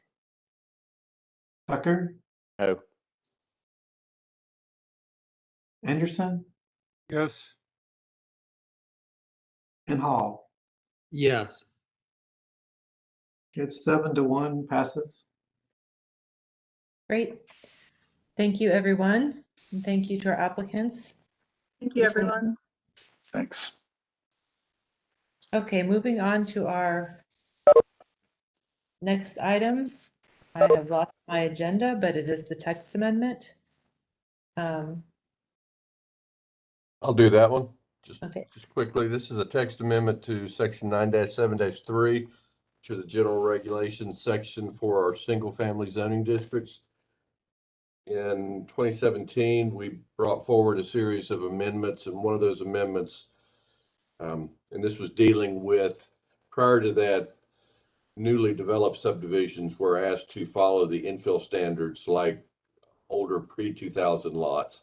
We didn't see there was really a need in those newer neighborhoods to follow those standards. So the intent of the amendment 3 years ago was to remove that language. In doing so, we also inserted an increase in rear yard setbacks across the board. And that was based in part on just, experiences historically of dealing with people with smaller backyards and minimal room to place even smaller storage buildings. But so in a lot of cases, we went from 10 feet to 20 feet with that amendment. Since then, what we have seen is there are a lot of neighborhoods out there that were developed, platted with an understanding, which was true at the time, that setback was 10 feet. Now it's changed, and they're running into issues with new construction. And so what we had originally brought to you, I believe it was last month, or maybe the month before, was to talk about just simply putting it back to the 10 feet across the board. And that's what you have in front of you with the option A, would just go back to the way it existed prior for any lots subdivided after December 20th of 2000. It would go back to that 10 feet. Option B basically provides more of a grandfathered scenario in that any lots subdivided after the December 20th of 2000 date, which was when the original ordinance passage occurred on our current code, up to February 7th of 2017, those all would go back to the 10 feet. What that does is it provides the protection for the town's walks and the subdivisions that were platted with 10-foot rear yard setbacks. It would put all those back, but it would then establish moving forward from this point on that the new lots created would be required to have slightly larger rear yard setbacks for, largely it's 20 feet and 15 feet instead of 10. So that's the option B. Our recommendation for you at this point would be to look at that option B as the best of the two, but it's absolutely y'all's decision.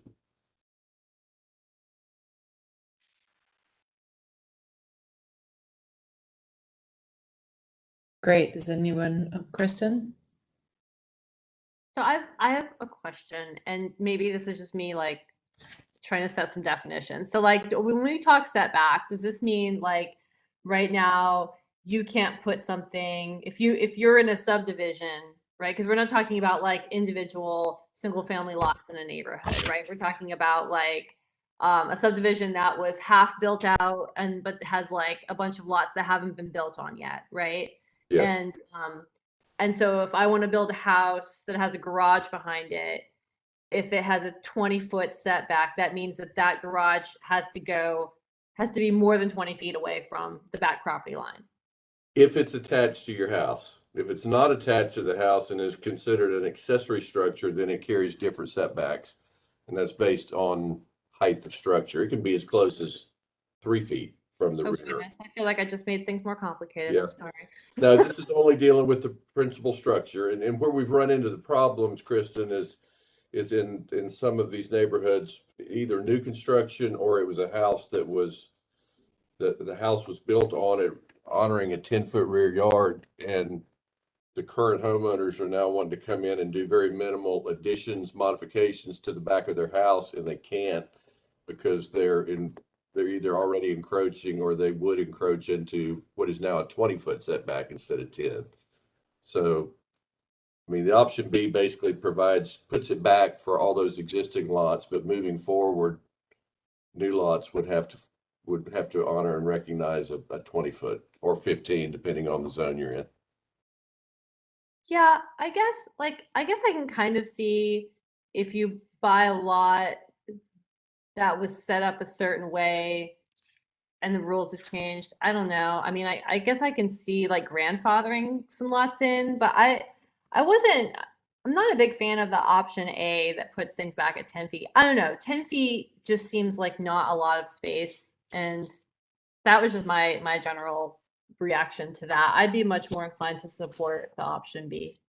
Well, and that's why we brought option B to you, is because we kind of got that sense from most of you when we presented it the first time that you weren't crazy about the 10 feet.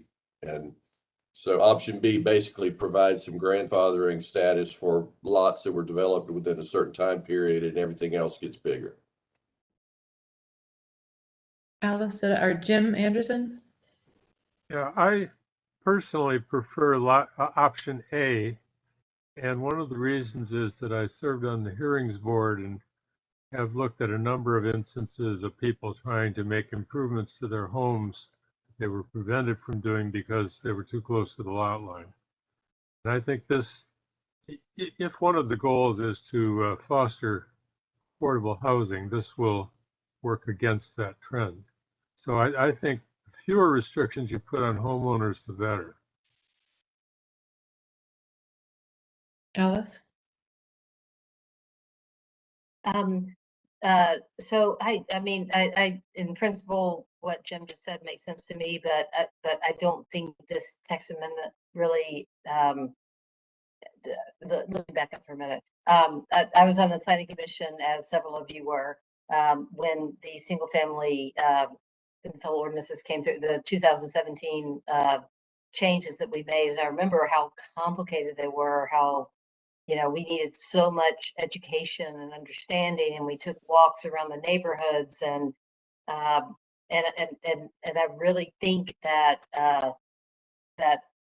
based on the public process, what staff came up with was in keeping with what we were trying to achieve in terms of single family development. And to me, option B makes a lot of sense,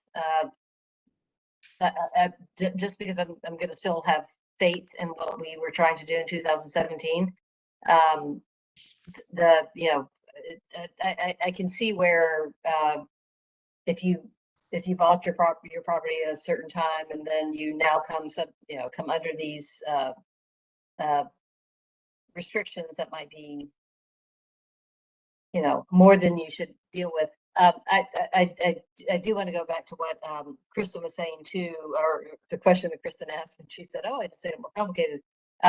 It is true that we really are only talking about like your tall house coming to that line. We're not necessarily talking about your smaller utility buildings or whatever that those come out under different guidelines or different restrictions. So it really is complicated, but I think we did a good job back then, and I would very much go for option B, that sort of grandfathers the properties that were platted before 2017, and then, you know, expect all properties going forward to adhere to those guidelines.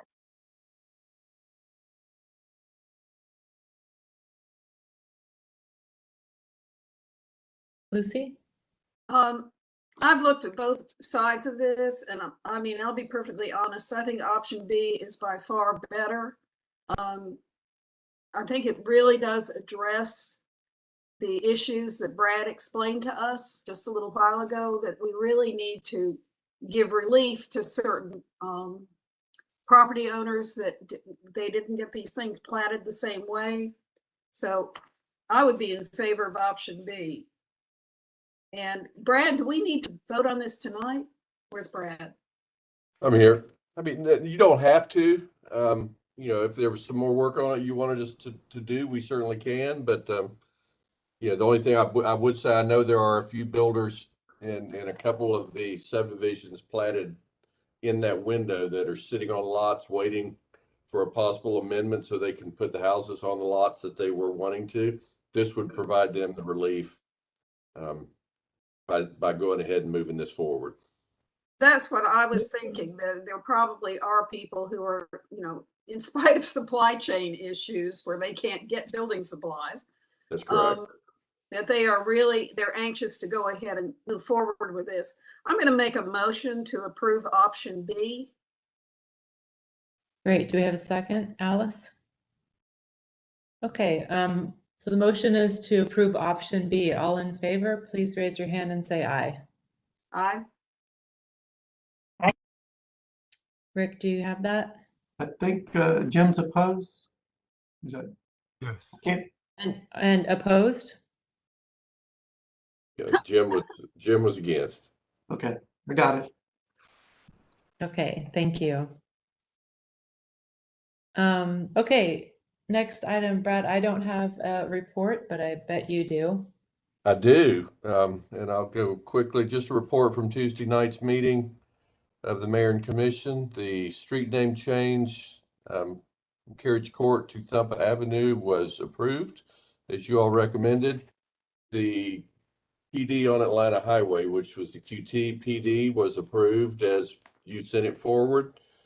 The Little Oak Street plan development for the 3 lots there on Little Oak was not approved as you sent it forward.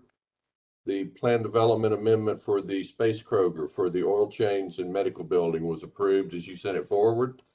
Oneida Street for the use changes at the Southern Mill property was approved. And then the grading ordinance was held for a vote in December, and we will be making a presentation to the Mayor and Commission next Tuesday night to answer questions and explain. I think there's some, I mean, you all put a lot of work into it. I think that the read of it may be a little more technical and complicated than it really is. And so we will go to them and try to answer all of their questions and explain what it is that you all we're trying to achieve with your recommendation. And hopefully it moves forward then in December, but that's ultimately up to them. That's all I've got. Okay, Alice? Can I ask one quick question? I'm sorry. So the Little Oak Street is gone, or is it going to come back to us? We don't know yet at this point. I mean, he's really, you know, he's got a couple of options. He could certainly go back and bring something he could return. But at that, he's got to wait a year because it was denied. So he's kind of stuck there. He could certainly build by right on the 2 lots of record that are there. You know, he would have to apply for demolition permits and go through that demolition review process. And but ultimately, unless there was a desire to create a historic district in that specific area, that demolition review would expire, and he could build 2 houses on the 2 lots, or he could remodel. But we have not had any conversations with Mr. Hall since Tuesday night, so I don't know where he's at right now. I guess the only other thing that I will add as part of my report at the very end, because I don't think I did it last Monday night, just again, to all of you, good job on the alternative compliance review for the North Downtown project. That one was pretty complex and complicated. I think the information that you sent them off to provide you with was very helpful, and I appreciated the way y'all handled that one. It was complex, and I think you did a good job. What do you anticipate is the next thing we might see related to North Downtown? Is there anything obvious coming down the pike soon? I don't think so at this point. You know, that getting in that first block is going to be, you know, a significant work effort. So, you know, hopefully there will not be any further for a while until that goes to permit and construction and is built. Great. Does anyone else have any comments or questions or announcements? Matt. Yeah, I have an announcement. I just wanted to share with y'all for your information. I think a few of you know this, Brad. I've talked to Brad about it, but I have, you know, my job is as a law professor, not a real estate developer, but I did just decide to work on a real estate development. And so there's something that sometime down the road is going to be coming before y'all in the nature of a real estate development where I will be the applicant. And so I will be recused and I will not be sitting here commenting on it or voting.